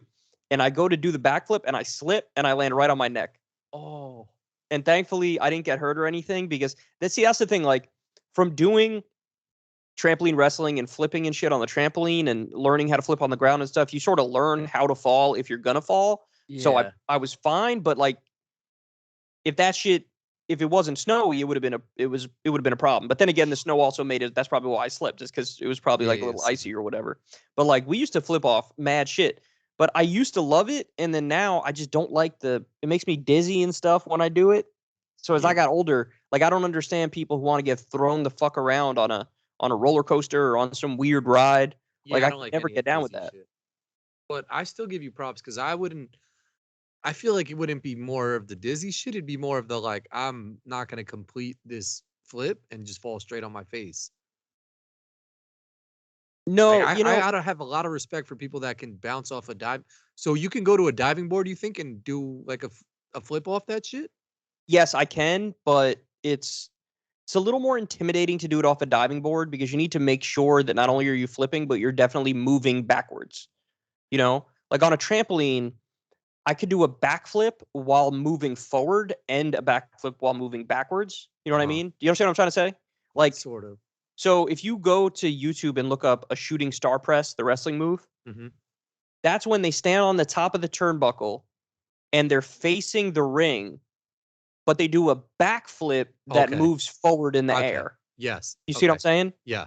So I could flip either way on a trampoline. I could do a backflip where I move back, or I could do a backflip where I move forward, or I could do a backflip where I like stay in the same place, Yeah. land in the same place. But when you're on a diving board, you have to push back. You Yeah. can't move forward and stay in the same place because then you'll fuck your shit up and like land your nuts on the diving board or your face on the diving board. So I've always been able to do a flip off a diving board, but it's way Yeah. more intimidating than doing it elsewhere. Damn. Yeah. I don't know if I'm mad at myself for not having like a fun childhood or whatever, but like I would just go to a diving board and just do like a cannonball. And there's like those kids that could just run on that shit. They bounce mad far at the end and then do like some crazy shit. I'm like, damn, he either just practiced that shit for a while, is crazy fearless and just picked that shit up, or had to have bust his ass a couple of times on the diving board to be able to just do that. So I got another story for you though. It'll show you the downside of doing this shit. And this one might be on video too. Again, we lost it, Damn. but this one may have been on video too. So me and Will were at a pool that had a Mhm. diving board, Mhm. and we were recording. I think we were recorded that one. I'm not 100% sure if we recorded this. Definitely the backflip off the AC unit was recorded, but this may or may not be. I don't really remember. I think it was because I kind of have a vague memory of like looking at the video of it, Yeah. but I certainly remember doing it. So I go to on a diving board to do. I don't know if I was trying to do it. No, I think I was just trying to do a single front flip. Okay. So I go, I get like a decent amount of height. I jump up. I was probably like 13 or 14, mad skinny, right? Probably, Yeah, I but maybe you were even. like you were tall and had long legs too. Does that affect the flip?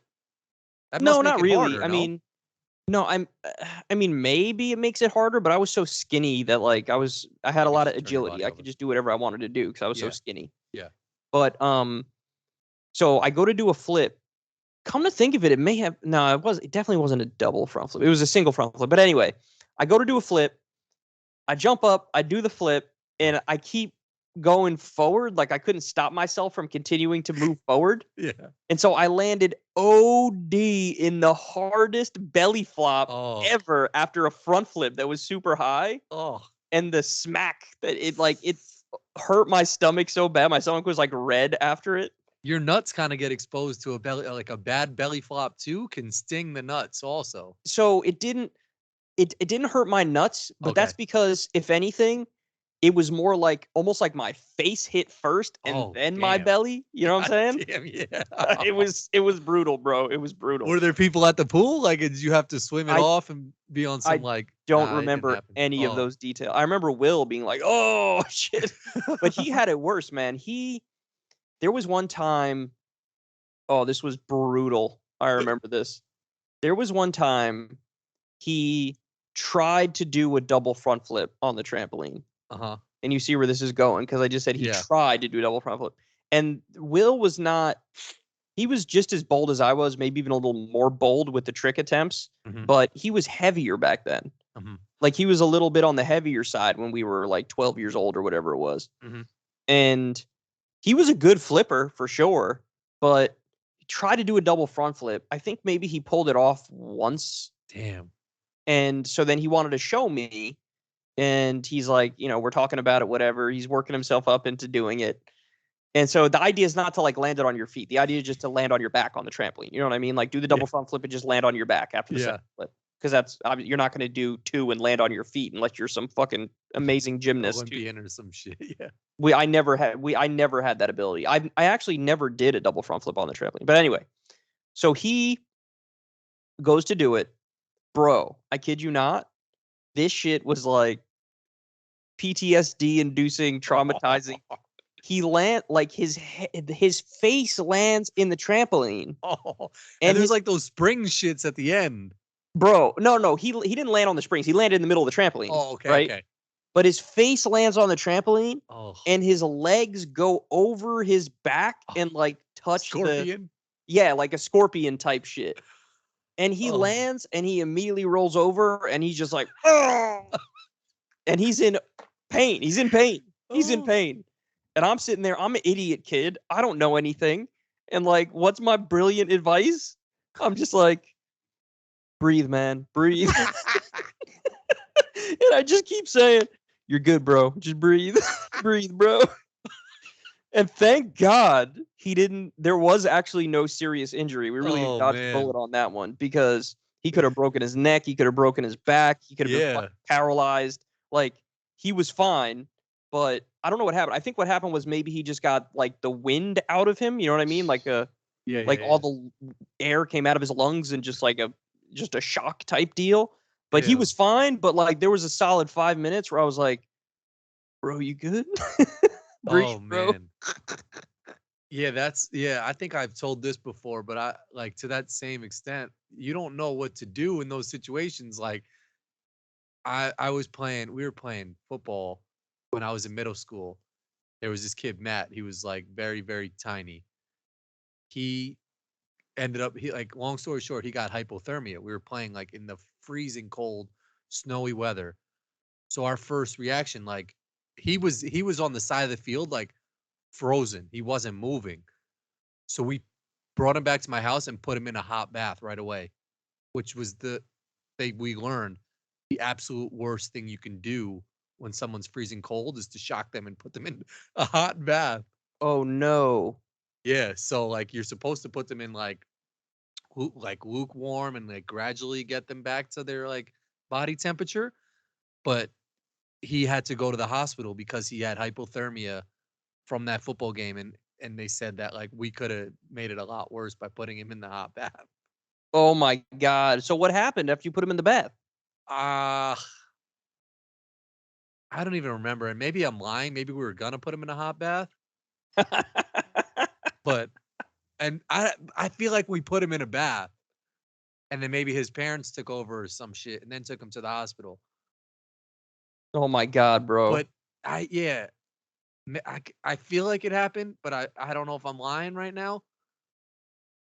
But he definitely got hypothermia playing football in the cold ass weather, and a bath happened. I wonder what they do though after somebody has hypothermia.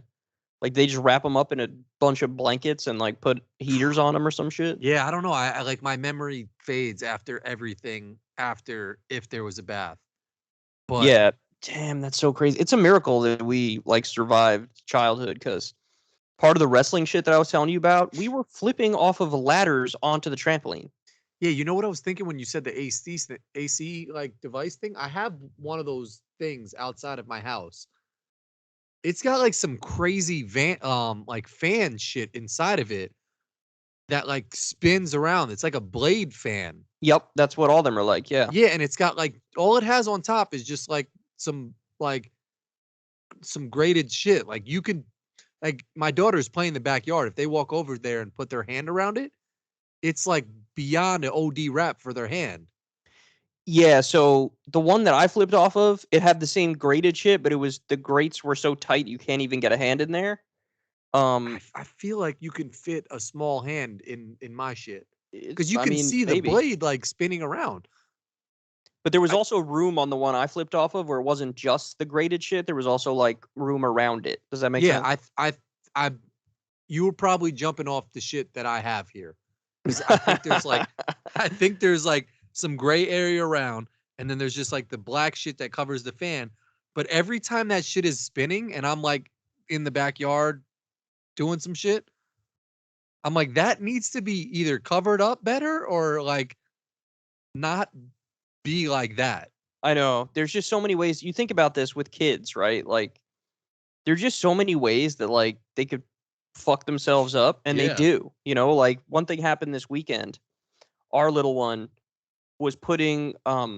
We have a doggy door that allows the dog to run in and out whenever she wants. Yeah. And our little one went to go put like the cover over the doggy door Mhm. so that the dog couldn't get out or come in or whatever it was. Mhm. And she got her fingers stuck in the shit. Oh. And she was in like a lot of pain and shit. I wasn't there for this. Crystal was telling me about it. But like, and that's just one day, dog. Like this Yeah. shit happens all the time where I remember when I was probably shit, I want to say 9 years old, Mhm. around there. I was playing hockey in the basement with, him, Mike. Yep. I think I told this story on the Yeah, podcast. yeah. I know exactly which Mike you're talking about. He He took was the like stick. crazy dude, right? No. Mike L. Oh, okay. Yeah, I know. He took the hockey stick back, and OD caught me. Like the tip of the hockey stick got Oh. me, slashed right next to my eye, Goddamn. and I needed stitches. And the doctor said if it was any closer to my eye, I would have lost my eye. Oh. Like I literally millimeters were the difference between me not having an eye the rest of my life and having both eyes. And like now they did such a good job with the stitches, you can't even tell that I had an injury there. But like Yeah. I got a million stories like this. Again, same thing with the same dude. He was my best friend when we were kids, Mhm. Mike L. Yep. We were playing touch football in his backyard, and he pushed me back. Like he just touched me, but he didn't mean to push me. But he pushed me when we were playing. I fell and landed right on my clavicles, and I broke one of my clavicles. Oh. And that shit was one of the most painful things I ever experienced. Like I had to go for like over a month. I couldn't move. Oh, that's Like, yeah. Just the my word shit. clavicle sounds like I horrible. know, like it shouldn't exist. Why Yeah. are these even a thing? Yeah. But like there's so many stories like that, and I've actually been relatively lucky. Like there are people who have way worse injuries than I ever had, and I'm Oh. just one kid, like trying to keep a kid alive. Chris always tells me it's like, what is it? I think 5 and younger. Most childhood death accidents happen age 5 and younger. Oh gosh. Like if you can get them over the age of 5, like you're good. But Yeah. until the age of 5, like I remember my nephew. We would always like when we would be at like my mom's house for a holiday or something, Mhm. barbecue or whatever. And this kid, every single time he would get in the room, he would immediately sprint right towards the firewood poker thing and go to pick it up and play with it. And it's like, bro, in the room, that is literally the one thing that could injure you here. And you beelined right to that shit. Yeah. Yeah, I mean, I guess like, yeah, you don't know. I mean, kids are always putting their hands by the stove and shit like that. I forgot who. Oh, it was Cece, my youngest, was sitting by like a screen door, and she just went to push the shit and fell through the like screen door. Oh I my was like, God. yeah, I don't blame her. Like, I would have done the same shit too if I was trying to like push on the door. My biggest shit right now is this shit's got me tight. So we have 3 bathrooms in our house. My downstairs bathroom, we have the floss on like the toilet bowl above the toilet. And Nick's like dropped all of them in the toilet and flushed those shits down.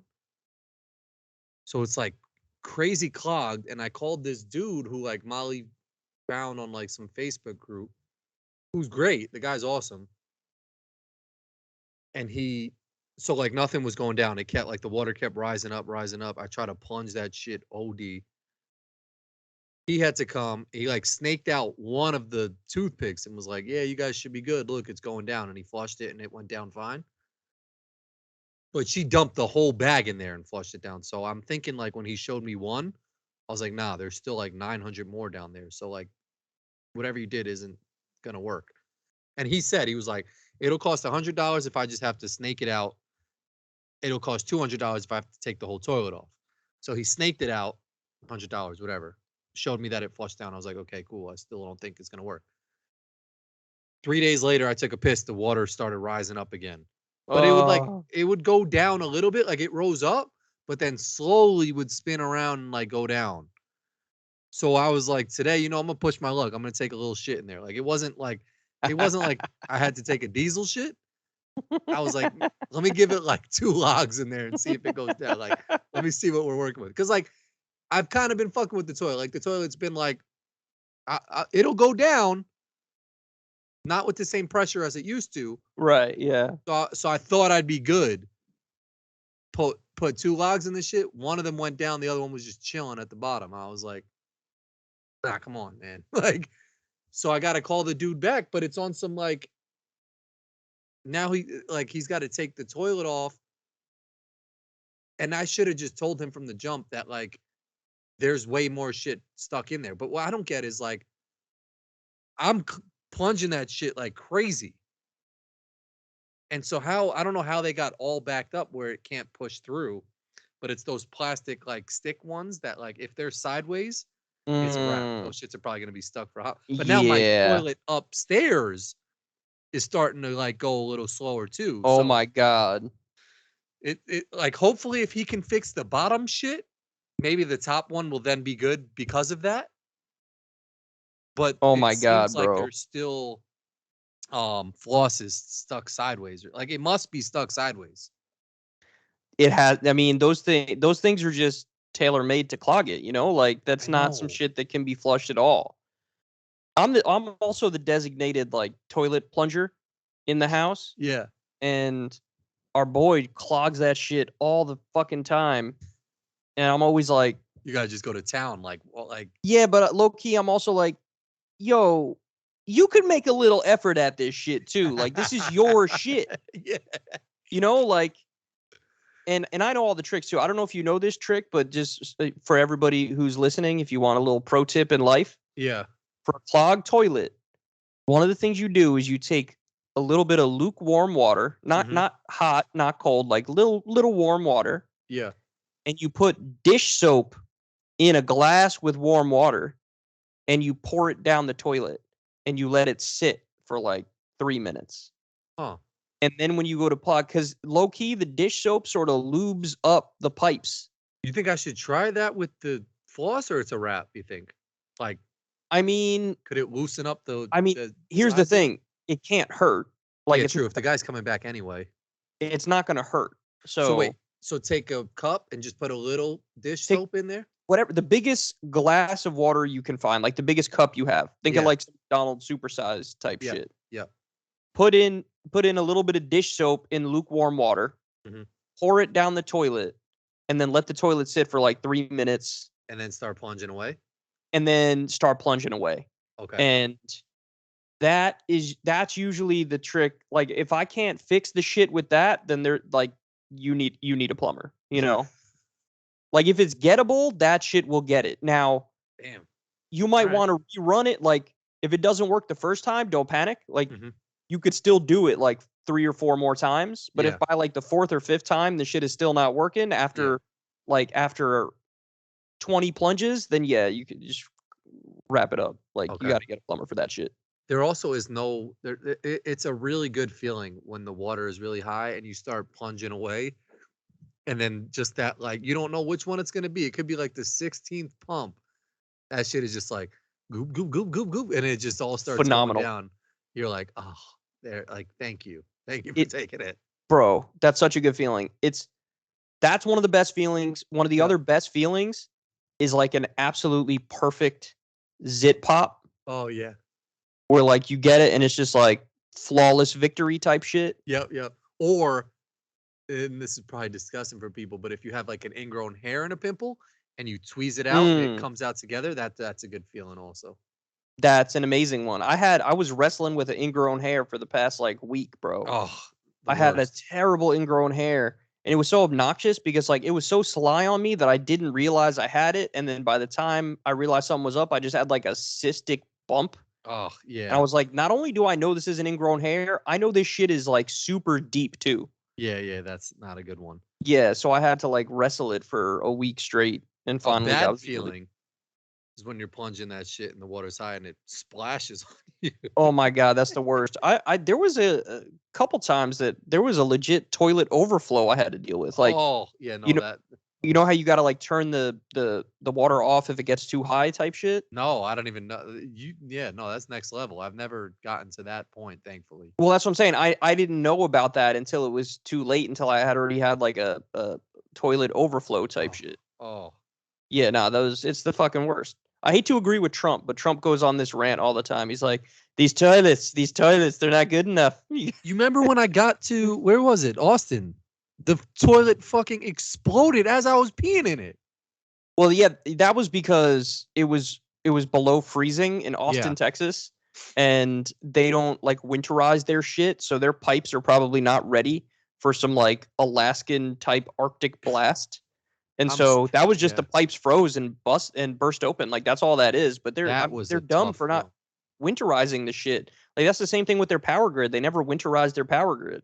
And then they Yeah. had that winter storm and like everybody's fucking pipes burst and it's like, bro, this should have been a law. Like your Yep. grid wouldn't fail if you winterized it. If you made it, I mean, think about it. In Canada, they're fine, and that shit is like 12 degrees there all winter. Like you just winterize your grid. Yeah, and you become money. Speaking of that, I'm curious your thoughts because I haven't followed it too closely. But is Trump really going to get arrested tomorrow, or is that's what they're pointing to? So for everybody who's listening to this is dropping. Oh Let's yeah, it'll see. probably happen already if it had happened. Yeah, it's dropping a little late. Yeah, I mean, we're recording this on Monday, and in theory, it's supposed to be tomorrow on Tuesday that it happens. And he says it's going to happen. There's some indications that it's going to happen because you had like the court in New York is putting up like metal barricades Yeah, I and saw shit. that. So he's definitely going to get indicted and arrested. I don't know if it's going to be the exact day he says, Mhm. but it's possible, if not likely, that it does happen. I personally think, and I haven't paid too much attention to it. I don't know really what's happening, but I think it's only going to strengthen people to kind of make him more gangster. But here's the thing, like only in the Republican primary is it going to help him. Like yes, it makes him more likely to win the Republican primary because you're going to have all the Republicans are going to circle the wagons and they're going to defend him, and it's going to be like the people we don't like are going after the guy we like. So now we love this guy. Yeah.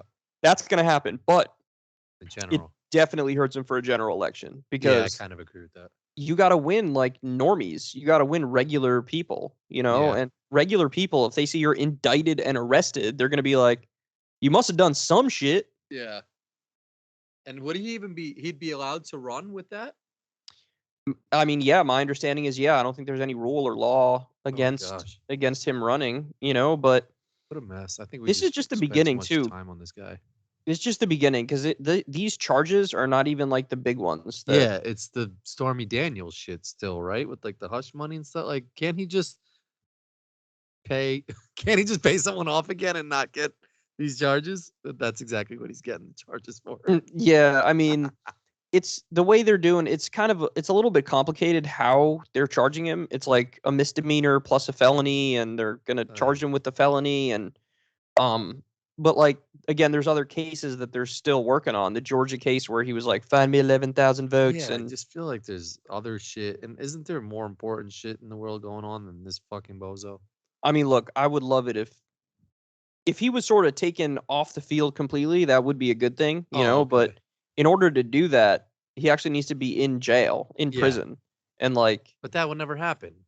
Well, that's the thing. It's tough, right? It's going to be tough to, even with all of his blatant and brazen and obvious crimes, it's going to be tough to convict a former president on anything. And it's like, by the time he would even be found guilty, potentially, of some crime, it's like, is that going to be after the election? Yeah. Like you gotta. I've been thinking a lot about DeSantis with this whole Trump thing going on because he's in a weird position because now he kind of has to defend Trump a little bit in order to keep doing well with the Republicans. But like he also low key definitely wants Trump to be in prison so that he could guarantee he's going to win the Republican primary. Yeah. So like he has to pretend right now that like this is bad and wrong and I'm with Trump.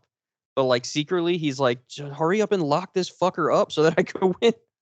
Well, what is that? He doesn't want to take that approach of just like, yeah, this guy should be in jail because then he looks like a Well, wuss or no, something. because think about it. With all the Republicans now circling the wagons around Trump, the entire base now like defending Trump. Yeah, He can't go out there and be like, I agree with Democrats and I Yeah. think Trump should be locked up because then he'll lose all of his support. Oh, that's a good point. So what he did, it was kind of interesting. He did a video, or he did in a press conference, he was asked the question about it, and he was like, look, I wouldn't know anything about paying hush money to a porn star for an alleged affair or anything like that. So I really can't comment on that. But yeah. so like he did that little sly jab, and then Yeah. he was like, but I mean, this is a political persecution, and this is, they're coming after him because they don't like his politics. And Yeah. he did the whole, like, he defended him while not defending him type shit, Yep. like little jab and then defended him. Yeah. So he's trying to walk that line, but it's just a tough position for him to be in. But even so, Trump responded immediately. It was like, here, hold on, I have to read you it, because he basically was like, I think Ron is gay. No, he didn't say that, did he? Wait, I'll read it to you. Oh. I'll read it to you because it's not too far off from what he actually said. It's amazing. Hold on. Here we go. Ready? Ron DeSanctimonious will probably find out about false accusations and fake stories sometime in the future as he gets older, wiser, and better known, when he's unfairly and illegally attacked by a woman, even classmates that are underage, or possibly a man. I'm sure he will want to fight these misfits just like I do. And then he tweeted that with a picture of when Ron DeSantis was a teacher, he partied with underage girls. Oh. And Trump tweeted it with a picture of that. So basically he was like, you're a groomer and maybe you're gay. It's classic Trump, man. Homeboy's about to be arrested and he's tweeting like a fucking high schooler. It's hilarious. So he'll probably get, if he does get arrested, he'll have a mugshot, right? Yeah. Mm-hmm. Oh, yeah, that's gonna be like the Tiger Woods mugshot of just people wearing it on their shirt. And oh man, absolutely. That's so true. That's so true. Life of its own type of shit. That's such Did a you see great point. Tiger Woods' shit? He I don't know if this is true, but he thought his ex-wife or something wasn't gonna leave his house peacefully, so he told her she was going on a vacation and then locked her out. Yes. Yeah, I saw the whole thing, man. Like drove her to the airport and then said they were going on vacation and just dipset. Yeah, that was crazy. Oh. Yeah, and then she is now suing him and accusing him of sexual assault or whatever. Oh. Yeah, that's weird. It's unfortunate. I mean, I feel like I hope I would never get to that point with Molly, but you never know. I mean, I just hate. It's just crazy how people can be so good at something, but then other ways their life is just in shambles. Yeah. That's always amazing to me. If you could, not only do you keep the train on the tracks for certain shit, but you're the best in the world at some shit. Yeah. But then in other ways, it's just everything's falling apart. You know what I'm saying? Yeah. That's always crazy to me. That dichotomy is crazy to me. And then you have a guy like John Daly. I mean, John Daly might be the best example of this, right? He's fat, alcoholic, smoker, womanizer, but just without even practicing, one of the best golfers in the world. Yeah. And then just a total drunk, never went to the gym, drinks every night.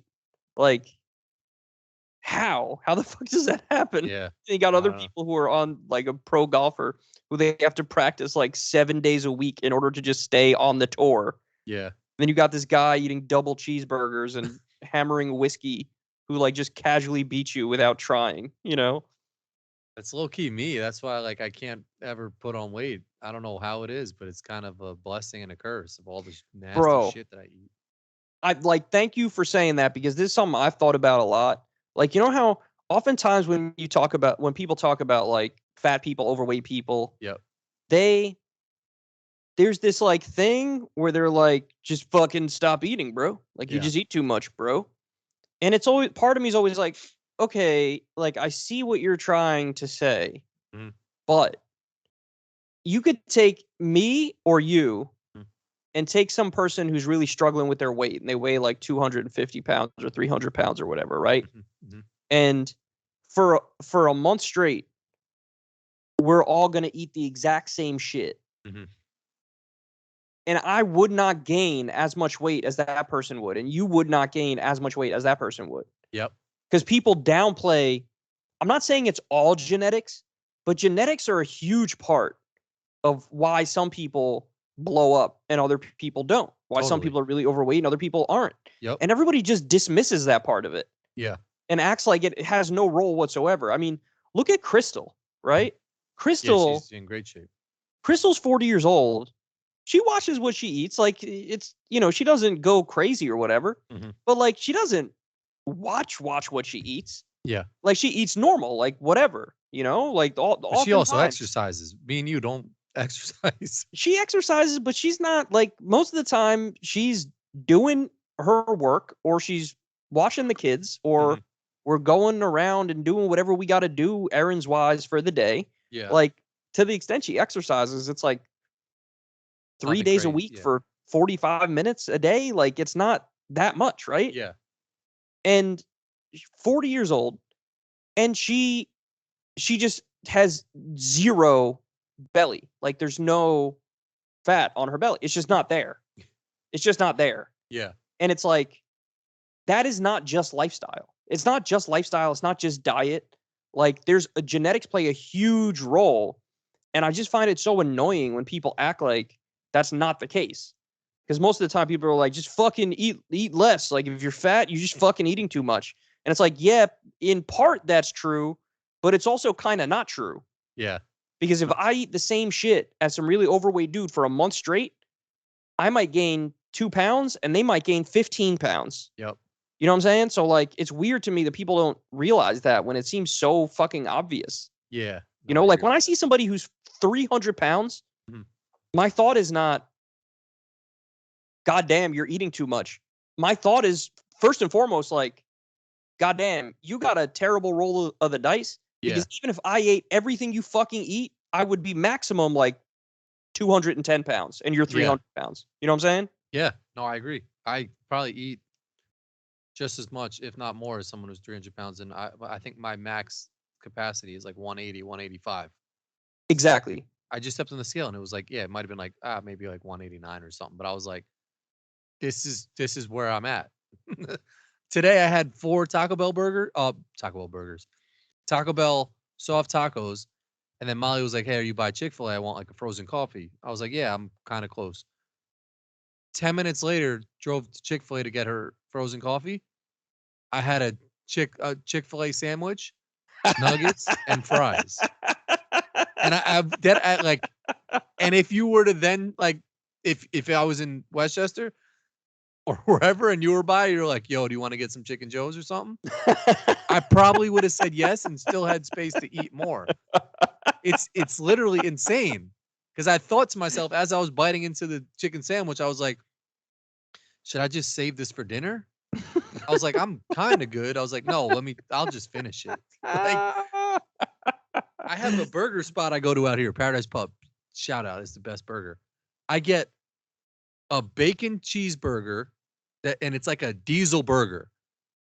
And then I get a chicken teriyaki sandwich they have with a large fries and a soda.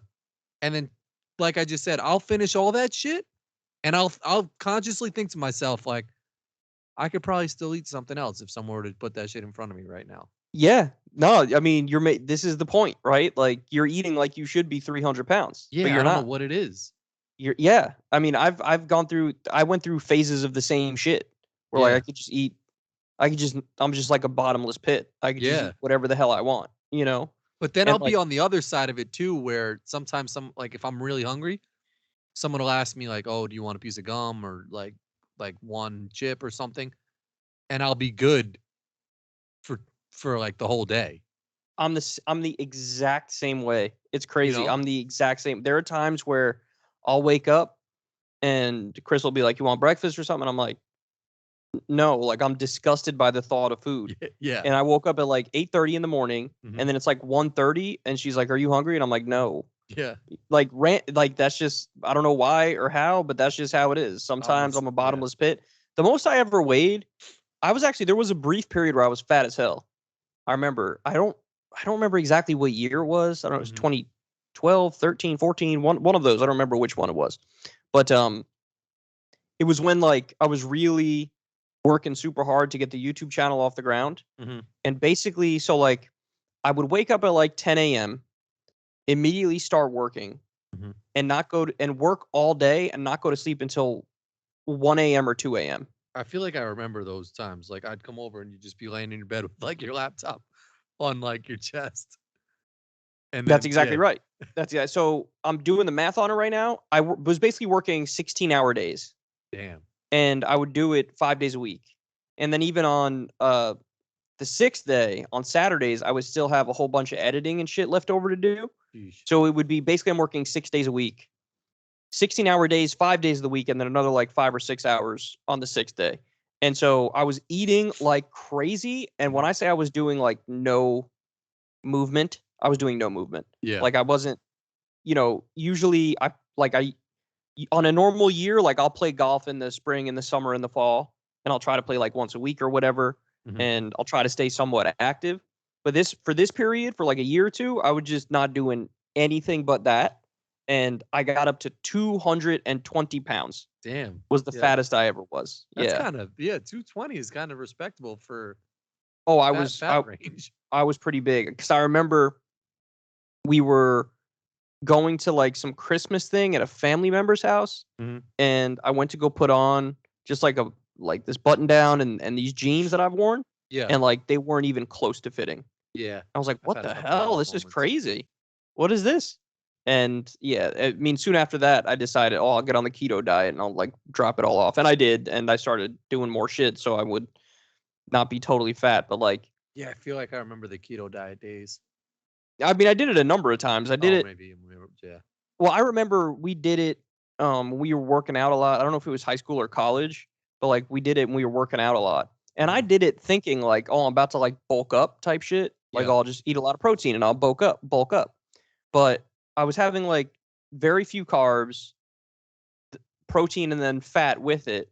I was just eating like eggs all the time and Yeah, that's bacon rough. and chicken and whatever. And like I didn't actually get bigger. I just got super cut. Yeah, same. Yeah, you had like an 8-pack, dog. There was a hot Yeah. minute where you had like an 8-pack. Yeah, because the pizza shop used to just hook me up with grilled chicken with like melted mozzarella on it. Oh, and it was just so easy. And then like just like steamed broccoli. And I would just have that every night I worked at the ice cream shop. It would just be eggs. I'd go to work. They'd give me the grilled chicken shit with cheese on it and broccoli. But one time I went to an Italian restaurant. I think I was with Molly. And I ordered that shit and I got food poisoning from the broccoli. And it fucked me up because like I then had to have like chicken noodle soup and like just shit to get me back to normal. And I Mm. was like, I don't ever want to touch broccoli again. Plus, the grilled chicken was like a part of the meal. So I had to go back to like eating unhealthy shit, and it threw my shit off for a hot second. Yeah, see, that's what people never saw about us is that like they think of us as like the quintessential American diet people where we Yeah. just eat shitty fast food all the time, No, and we that's had a totally true. yeah. We Like used that to go is ham. us. But we went through phases of like being the most fucking disciplined, like a Spartan warrior, where we were Yeah, just like it literally only eating the things that are diet approved. yeah. You Like, know, and we were strict to that shit too. Like, super strict, super strict. it was Yeah. kind of impressive how like on point we both were. Like, used to have like protein shakes and shit like that. Like, we'd be very regimented with that stuff. But I mean, the craziest we would do is just have like chicken parm yeah, because like the chicken is breaded. But yeah. like even that, you're not. That's nothing in terms of like how many carbs you're taking in. You know. Yeah, at my peak, I still remember I was at McDonald's and I got like 2 burgers. I took the buns off at a McDonald's burger, and their burgers are probably like not even real meat. Like it's probably like I should have just ate the bread, but I took the bread off the McDonald's burgers. That's how I like remember. I remember this. that's how like on point I was with like no bread. That's right. Yeah. And shout out to your brother Jed, who sort of put us on to Yeah, he still a fucking lot of like this. just eats like that, man. Like it's impressive, but like he cooks his food and like I mean I cook my food too, but like he has more drive when it comes to that shit that he's made it like a permanent lifestyle. Does he go to the gym a bunch still? He does jujitsu. He's big into jujitsu, but like he'll wake up in the morning and he like rows on a rower Um, and then he still like wrestles from time to time, but he's not he's not like lifting weights. I don't think really anymore like that. Well, I was gonna say though, it's crazy. Like with a limited amount of shit, how much shit helps. You Yeah. know, like just in the summer when I'm out there playing golf once or twice a week, Yep. just that I like melt off 10 pounds. I always say it No. in the Yep. winter I'm Totally. always 10 pounds heavier, and then in the summer I'm always 10 pounds lighter. Yeah, it's like your body adapts too. Like when you're working out crazy, you need to sustain that whatever 4 or 5 days a week of working out. But when you don't work out and then you play ball one time or something like that, your body's like, you're good. You're good for like a month. Yeah, that's so true. The trick is to make it like you said, it's like a lifestyle, you know? Yeah. It's like a religion. Like, no, this is just what I do. You It's don't hard. I don't you see don't give myself doing that. yourself the opportunity. Well, especially with kids, that's what makes it like I know. super difficult is that looking after kids, and it's just that requires 100% of your focus and your energy, Yeah. you know? And it's like you Yeah. feel like you don't have time, never mind time to do stuff for yourself. You don't even have time to like think about stuff for yourself, you I know? know. I know. Yeah, I'm probably at a bad spot right now, but I stopped at McDonald's and got a large just soda. I didn't even get anything else. And I was like, I drank the whole shit and was like, I'm not even mad at myself. Like I want to be like, why would you stop at McDonald's? But I was like kind of driving past. I was like, I just want like one, their soda's on point, but I'm actually surprised by this because so if I was ranking fast food soda spots, like the soda from fast food places, I've said this before, but Taco Bell's wild cherry Pepsi is next level. That shit takes the cake for fast food sodas. McDonald's Coca-Cola has got to be second.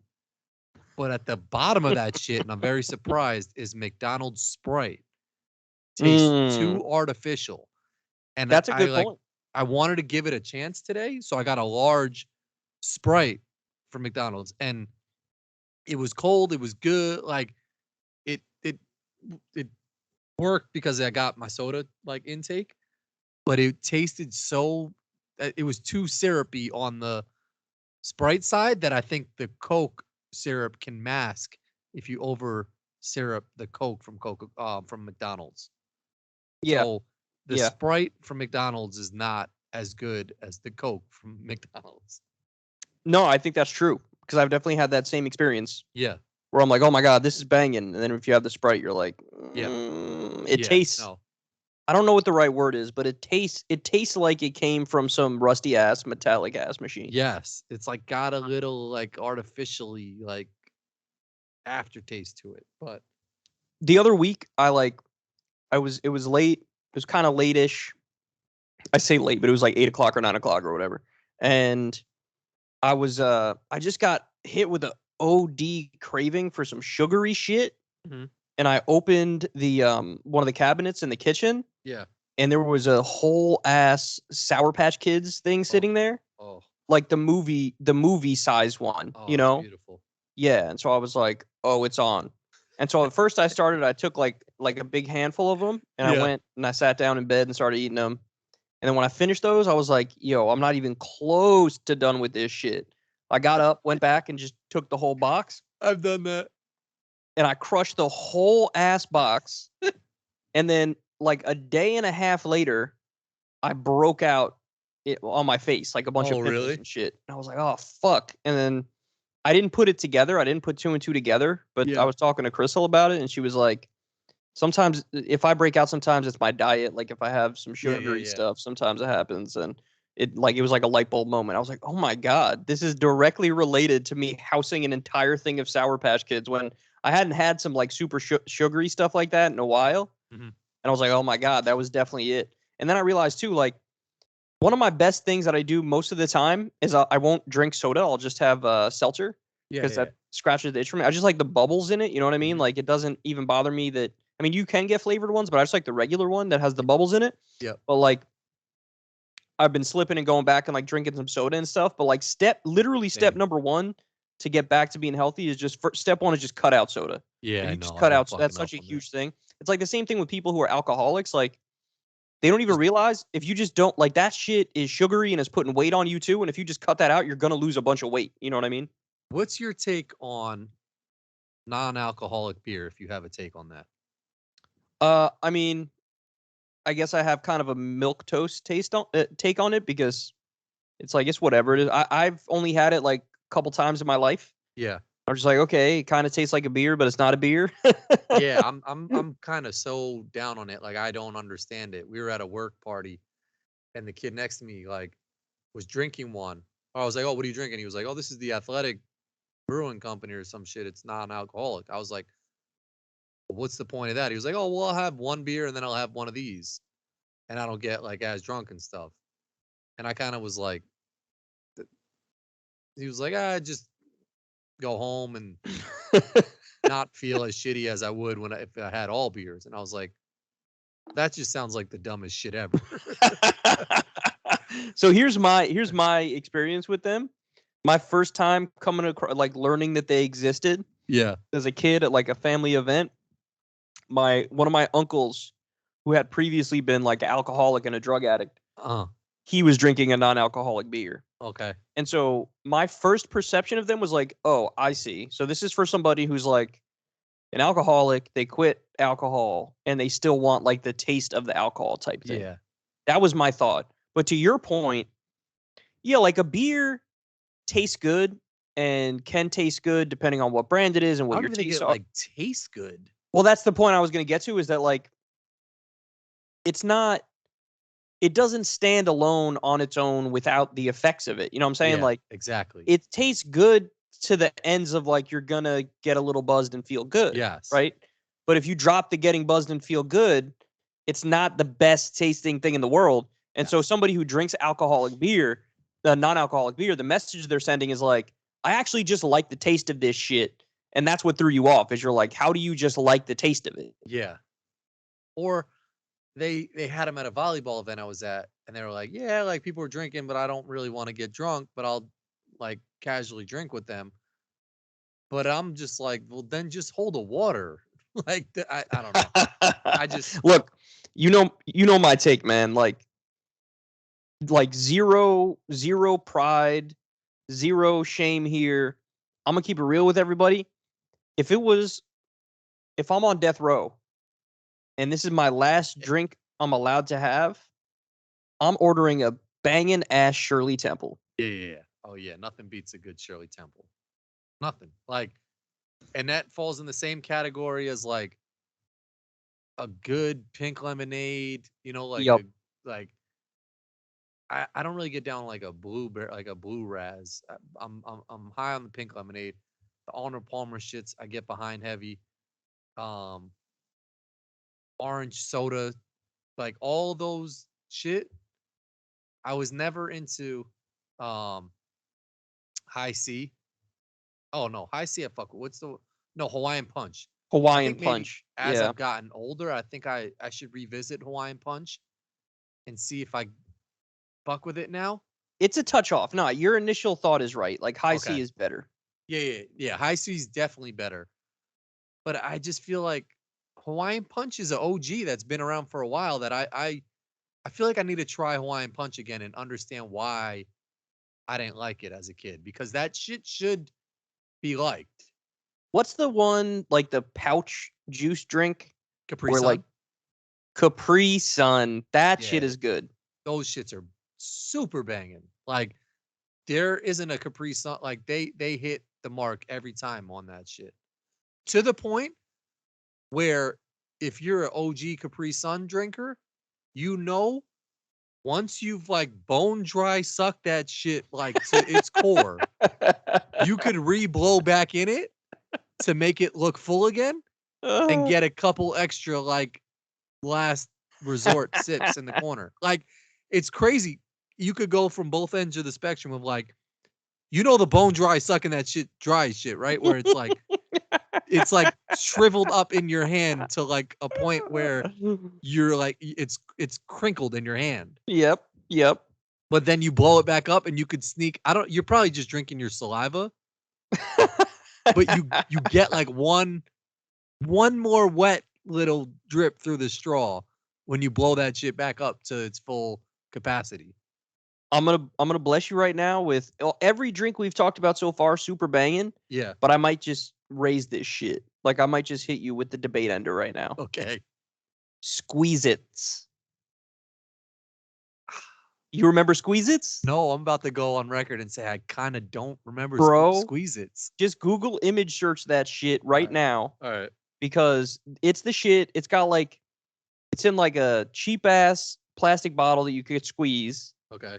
And you twist the top like. Oh, I remember these shits. Bro. These shits are out of this world, dog. I mean, it is 100% sugar being injected into your veins, and it tastes phenomenal. Yeah. I remember, like, the cap would come off with that shit, but it'd be the same texture as, like, the bottle. Yes. Like, it wasn't like a cap. It was basically the bottle, and you would just twist that I remember Squeeze-It. That shit was probably my favorite of all of the juices. Damn, Kool-Aid tried to make a knockoff of that shit called Kool-Aid Nah, Burst. fuck them. Stay in their lane. They got to stay in their lane. Yeah. That's OD. Like, Squeeze-It is the king. It's kind of each category. Like, Squeeze-It had the bottle category. Kool-Aid, their lane was like the powdery shit. Yup. And then Capri Sun was more like the pouch shit. Yup. So it was like pouch, bottle, powder. But I'm telling you, your initial thoughts on Hawaiian Punch are correct. I know, but again, I want to revisit it because I kind of fuck with their mascot, and that made me want to. This is what I wanted to. How come the leprechaun from Lucky Charms has never been canceled? Because it's some Irish shit, yeah, right? But isn't he kind of mocking a leprechaun? Like the same way that but like the leprechauns Chicago aren't Blackhawks real. mascot. It's not like a dwarf or a midget. You know what I'm saying? Like, and I don't even know if those words you're allowed to say anymore. I really don't. Like, dwarfism is a thing. Okay. Well, either way, leprechauns actually don't exist. It's just some like made up shit. Yeah. So I guess, but I mean, in theory, it's supposed to be.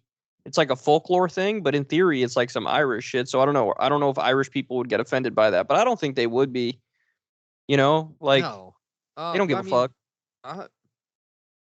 Like, there's got to be people. There's got to be actual captains that are upset that like Captain Crunch is a fucking thing. You know, like if you're a captain and you've spent mad time in the Navy, like to fucking become a captain, and you see this cartoon motherfucker Stolen with, like, valor of Captain Crunch. with like all the credentials on and shit. Like, what did Captain Crunch do to earn all of his fucking medals? I don't care, because Captain Crunch is a banging ass cereal. They could put anything on that box and I'll eat it. They could put a big pile of shit on the box. Does Captain Crunch actually have like medals on his like does he wear a uniform? Does Captain I'm gonna look it up. Captain Crunch. He's saluting. He's wearing some old school ass like he doesn't have any 1700 style captain shit. But still, like, what is he the captain of? Cereal? Because if he can't be the captain of cereal, because that's got to be like Tony the Tiger. I mean, one of these days, I don't know if I ever did this. I did a couple videos that were like ranking videos where I would rank different shit, fast food, like whatever. I don't know if I ever did breakfast cereals, but that's a one I got to do if I haven't done it. Yeah, but here's my take on Captain Crunch. It's banging, like banging. There's one downside to Captain Crunch, like on your teeth, you get like a corny, so true shit on so your teeth true after you eat them. So true. You know, I thought there was no way you'd say anything that I'd agree with there, but you just reminded me of that shit. Yeah, there's like you get like this masking layer on your teeth of like corn in it. But I think the cereal is still banging enough where you overcome that. Yeah, you overlook it. I definitely overlook it. I mean, when I'm talking about top tier cereals, you got like Cinnamon Toast Crunch is just such a king. Oh yeah, that's there. But and then I'm gonna hit you with some shit. Go ahead. That I saw that I didn't get because I bought Frosted Flakes, and then the lady told me, she was like, "Oh, these are buy one get one free." Only listed cereals. Fruity Pebbles. Low key underrated as fuck. because those shits My are banging. my only experience with them was like mediocre. I Really? have, I have to go back and try them again Yeah. because I mean I can't say I'm a Fruity Pebbles connoisseur. Like I can't say I had them on the regular, Yeah, but neither have I. I feel like my memory of them is sort of mediocre. But I could also be maybe mixing them up with I mean there's a bunch of the rainbowy colored ones, you know, Yeah. and I might be mixing it up with one of the other rainbowy colored ones. It's that's kind of a good partnership that's been around for a while. Like, no one really talks about the Flintstones just being the face of Fruity Pebbles since like '88. Loki, I didn't even remember that they were. When I Google image search them right now, I was reminded that they were. Like I didn't even realize they were. Yeah. I wonder if that's been a partnership from like the beginning of time. If like when Fruity Pebbles started, because the Flintstones have to have been around for a while. Oh, the Flintstones are old as fuck. They've been around for a hot minute, just like the Jetsons were, but the Jetsons don't have their own cereal. Yeah, that's kind of. By the way, the two, if we're talking about old school foods Mhm, that I could still like fantasize about, mhm. one of them nobody's even going to remember, but two of them people might. One of them people definitely remember. One of them is like middle ground. One of them they won't remember. But here's my list of ones like to this day I'm like torn apart that you can't get the original shit. The Okay. original WWF ice cream bars Yeah, classic. were by far the cookie on that shit was like just perfect. Like they nailed it with that. And there was chatter about them bringing it back, and somebody said like they did bring it back or whatever. I wasn't able to find those shits. I couldn't Yeah. fucking find those shits. So that's one. The other one, and people don't fuck with me on this one as much, but I don't know, man. My memory of it was something else. I just, for whatever reason, I liked him. The original Snackwell's cookie. Not the Like, Vienna fingers. no. It's Snackwell shit. So, Oh, the Snackwells were in the green box? yes, Yeah, nah, I can't get behind you on that one, I dog. fucked with those. But here's the problem. They changed the recipe pretty quickly Mhm. and just obliterated them. Like just it was like top tier shit, and then they changed it and just made it way worse because there was like a health food craze at the time. Oh, And so the original shit was just oh my god. And then the other one, and I don't even know if you'll remember these because I feel like this was just like a Northeast thing and not uh-huh. everybody got down on them. But there were these cupcakes, these pre-packaged cupcakes called Freihofer's cupcakes. I've never even heard of that shit. Bro, Fry Hopper? Freihofer's. I don't even know how to spell it. Oh, Fry Freihofer's Hoffers. cupcakes. Let me see Let me how they see if spell it. Okay, Freihofer's cupcakes.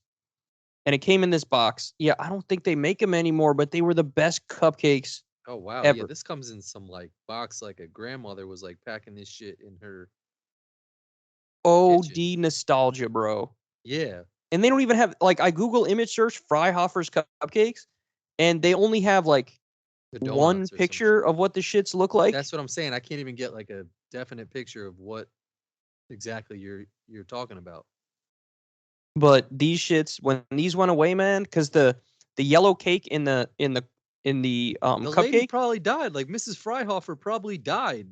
that's a good ass point, man. There's definitely a woman named Freihofer who just cooked 24/7 baked Yeah, shit, seriously, because and now like she's gone. Rest in peace. this box looks like dead ass. She had an extension of her kitchen that like someone invested a little bit of money in, but it wasn't like to Intimate's level where they had like a full warehouse where they said like Mrs. Freihofer, like, we'll build you a little bit of bigger kitchen, but you still gotta pack this shit yourself and do everything yourself.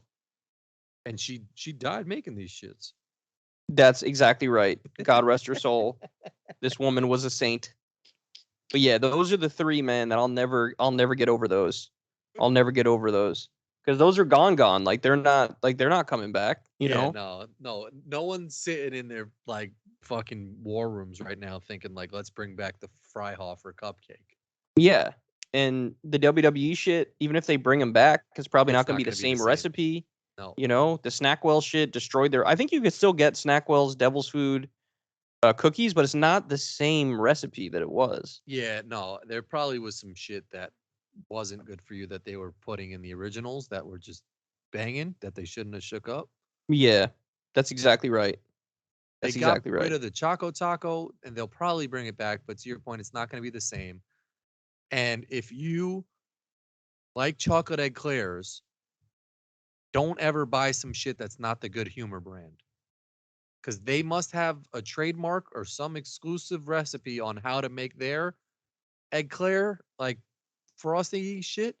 Tastes. I bought like a budget eclair one like last week because they didn't have it. Not good at all. And then they got the Good Humor ones back in. So much better. Oh yeah, the ice cream bar you're talking about, the Yeah, yeah, chocolate yeah. eclair ice cream bar. Yeah, Yeah. I fuck with the strawberry one I knew you were hard. gonna say that. I feel like that would. Oh, Yeah. I fuck I, with it hard. I'm not a strawberry guy like that. You try to sold me on like the 3-tiered chocolate vanilla strawberry shit, and I can't get behind it. I'm not against strawberry flavor, but I'm not a big like strawberry person. Like Molly loves strawberries. Chocolate covered strawberries have grown on me actually a lot, but I'm still not like all in on strawberry like ice cream. Well, I fucked up this weekend because we went to like some ice cream place, some like little ice cream place that's supposed to be like a famous shit in Virginia. Yeah. And I was debating. So I was gonna get ice cream, but I was driving, so I was like, I can't because then it's too hard to eat it and drive at the same time. Yeah. So I was like, let me just get a milkshake. And it was between chocolate, vanilla, and strawberry. Now I'm not a big chocolate guy. When I was a kid, I used to have chocolate all the time, chocolate ice cream, chocolate everything, and like I just like wore myself out of chocolate from when I Yeah. was a kid. And so basically I grew into liking vanilla and strawberry more. Yep. So I was caught 50-50 on the dot between vanilla and strawberry for the Oh. milkshake. And I said, you know what? I'm gonna play it safe. I'm gonna go with vanilla because it's a staple, banging, can't go wrong. But like, it wasn't that good. The vanilla milkshake wasn't that good, and I was regretting not getting the strawberry shit. Well, I'm It's about like to tell you some shit that like sounds like common sense, but in the moment, maybe no. You should just mix the vanilla and strawberry shit, and you could have had the fucking best of both worlds in that shit. that's a good idea. But like, I think of like low key McDonald's vanilla and strawberry shakes. They freak it, man. Oh, like just like standing alone. Just get a vanilla milkshake at McDonald's or a strawberry milk. Oh You're yeah, not gonna be disappointed. They freak it. yeah. I think I've mixed vanilla and strawberry at McDonald's though, and it takes it even to the next level. That's just this is what I say all the time about you. You're a genius. Like you You got to you try that shit. the first time I've told this story on the podcast before, but the very first time that we were sitting at McDonald's, you ordered a cheeseburger, and I saw you putting your fries on the cheeseburger. Banging. I was like, I know we're gonna be best friends for life. Because this dude is brilliant. Like, that is the best shit I've ever seen. That is the most brilliant shit. And my mind was blown because I never once in all of my life thought about that. Like, I never thought, hey, what if I do a massive life hack right now and just improve the burger by putting the fries on the fucking Banging. burger? Fries, like McDonald's is the only place you can do this, but the burger with the fries and then the sweet and sour sauce, next level on a burger. Genius. Next level. Like it's genius. There's no other words for it, bro. Like, I salute you. The fact that you came up with that shit, you inspired me to try some shit where I was like, there was one time I was like, you know what? I'm gonna get a McChicken with the Big Mac sauce. yeah. And I did it, and I was like, you know what? It wasn't like a home run, Mhm. but I felt brilliant for trying it because I was inspired by your fry move. Thank you. Like, Thank you. your move is so smart that I'm amazed that there hasn't been some place that decided we are going to sell a burger with fries on it Yeah, that's and I've pitch always it been confused by as the that. next best thing. Yep. Because everybody's going to want to try that shit. Yeah. Even though you could just get a burger and put the fries on it, if Yep. they sell it with the fries on that shit, they could just charge like $1 more and everybody would be like, I'll pay $1 more. 100%. And they could get a fucking basketball player to like advertise, like they call it some special shit Yep. and it becomes Yep. like a thing. Yeah, Yep. that's a no-brainer. The Taco Bell got rid of some shit that you showed me that I was upset at myself that I had never tried it. But I am very single-minded that I think I'm getting a better price when I just order like 4 soft tacos. But there's definitely some meal or some other option shit that I should get to replace that order. And I think that thing you showed me was it, and I've never tried it. Now it's discontinued. Yeah. See, Taco Bell, you've made this point about Taco Bell. They're so good and they're so consistent and they're so Yeah. innovative that like there will be something I try from Taco Bell that I'm like, this shit was out of this world. And then like it's just gone and I don't even remember what it was. You know what I'm Yeah. saying? Yep. Like that's how good they are. Is they'll blow your mind with some shit, you'll eat it and say this is amazing, and then it's gone and you don't even remember what it was called, what was in it. That happened with me recently. I think I like was prodding you. You have to try this shit, and then they got rid of it, and I don't even remember which shit it was anyway. You know? Yeah. Yeah. Yeah, I don't know. Yeah, there's some of these places they do better than other places. Facts. All right, bro. Well, we've been going for almost 2 hours and 30 minutes, so we'll probably wrap this bitch up. But any last thoughts for our lovely people? Oh no, I hope my toilet gets unclogged. I'll keep you guys posted. I'm gonna go have a bowl of Frosted Flakes right now. Even though, are we still mad at Kellogg's? They don't treat their employees well, right? Kellogg's. I'm I trying to feel remember. like Was there Bernie some Sanders union was like, shit that happened with them? no, it was a while ago. I think Bernie Sanders was like outside picketing with their employees, and I was like, fuck them. I'm not gonna. Oh, I think you're right. Yeah, I think I covered that too. That shows you how good my brain is that I don't even remember. But yeah, they were like overworking the shit out of their workers. Yeah, I think it was like bad, and I was like, fuck, I really like Frosted Flakes. So like, I don't buy them often, but Kellogg's isn't going anywhere. They're not investing your money in bad banks. But I mean, it's so hard living in capitalism. It's like every company is a piece of shit. Yeah, There's I only know. like you could count the half decent ones on like two hands, you I know? know. Like Costco's pretty good. Like they Oh, treat their okay, that's good. people good and they charge like next to nothing for that hot dog. Like, Oh my god, yeah. Shout out to Costco for like their pizza's like $1 or some shit like that, and then you can get a big ass like churro. You could get a sundae there. I asked Molly the other day. I was like, "You want to go to Costco and just get like some food?" Like I was kind of craving like their pizza, and their hot dog's not small. They give you a fucking big ass hot dog for like 50 cents. yup. They, And they they don't seem like they're changing those prices anytime soon. So shout out to them. Even though they're greasy as fuck, their pizza gets super fucking greasy. I mean, I fuck with them, man. They're Yeah. like as far as like companies go, they are one of the better companies, you Yeah. know? But there's so few of them that like you buy I know. anything. Like think about everybody uses Amazon and everybody knows Amazon treats their workers like shit. And it's like, I what are we know. supposed to do? Like, what are you supposed to do? Just Ugh, never order anything on Amazon? and then I just saw that they're like we drove past the Amazon Fresh and I was like, "Oh, they're going to have grocery stores now?" And Molly was like, "You can't even go in there. Like it's have like these grocery stores that they bring the groceries to your house. And they're taking up like these big like storefronts in these shopping centers. But from my understanding and from her understanding is it's like you can't even go into the grocery store. It's just like they're prepping shit. Yeah. No, that's true. I mean, there's a lot of like companies that try to do that. Like they deliver the shit to your door. Yeah. But if Amazon gets in the game, it's a wrap. There was I don't have like a doctor that I go to that's like one doctor who's my main person, but I Yeah. went to the doctor like a year or two ago and when I was in DC, and I actually really liked the like system they had. I forgot what it was called, but like Crystal had used it. She recommended I use it. It Yeah. was very simple and like use the app or whatever. And like then we found out like a few months ago, Amazon bought that company and we were like, fuck. Oh. It was like the best simple shit. And Amazon was like, what if we buy it? And it's like, I like this shit. And now you're going to taint it with like Jeff Bezos and his shitty fucking way he treats his workers and stuff. And they're probably going to make it worse. And it's like, fuck you guys, man. Oh. Yeah. What a Yeah. mess. Mad obnoxious.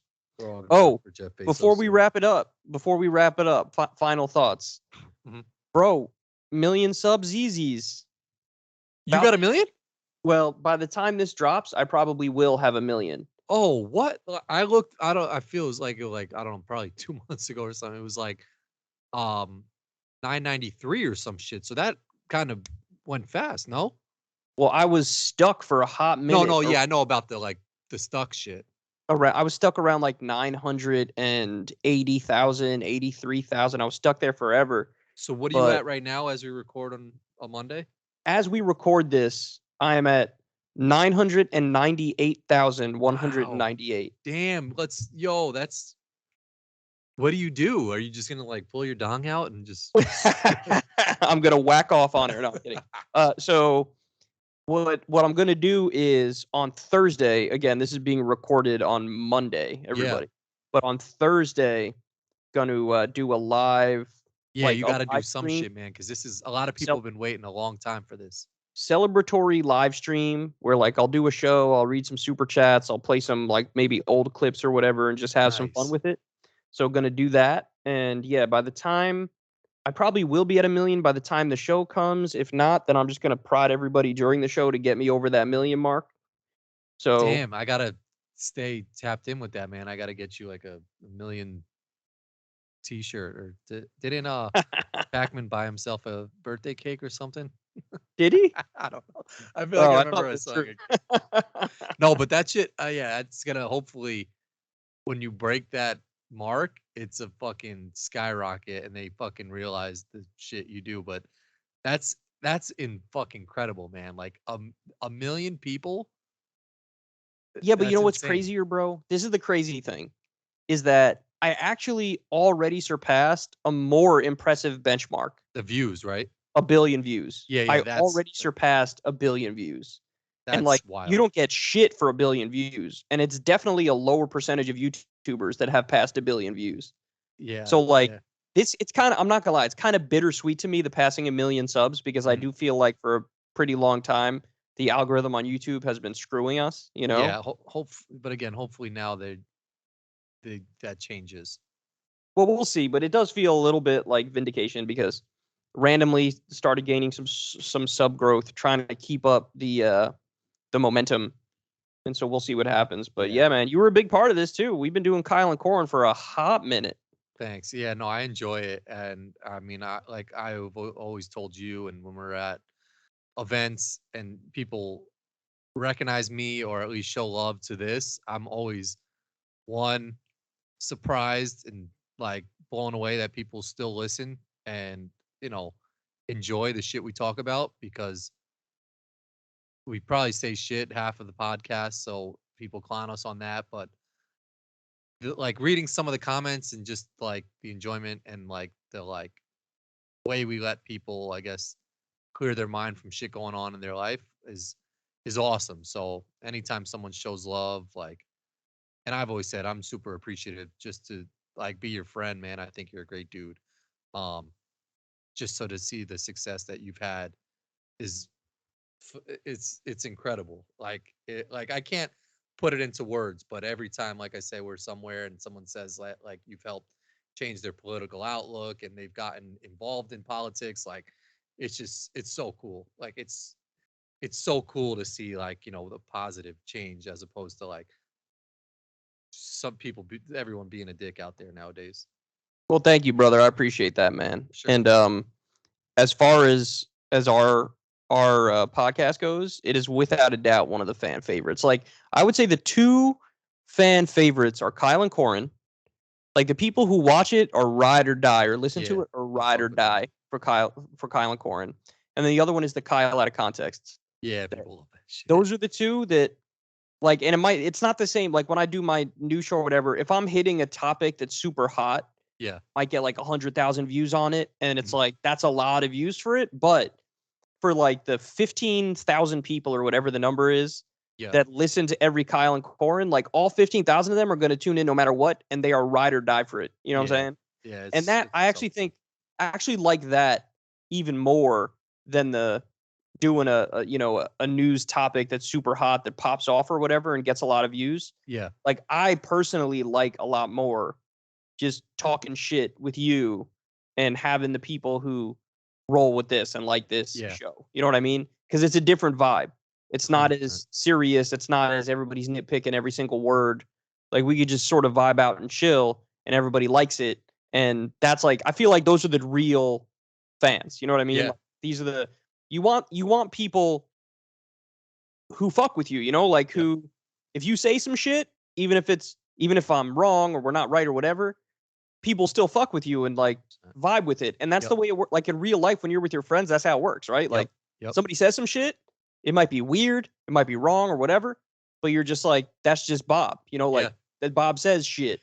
Yeah. And like that's how people sort of view this podcast, and I fuck with that, and I like that. Well, yeah, people. I like that people get me, and I could say some shit that is not, I don't know, politically correct, or this shit might make no sense at all. But I feel like people understand what I'm saying, or trying to say at least, because sometimes it might sound like some fucking diarrhea, and they're just like, "What the fuck did he just say?" But I kind of agree or understand what he's saying.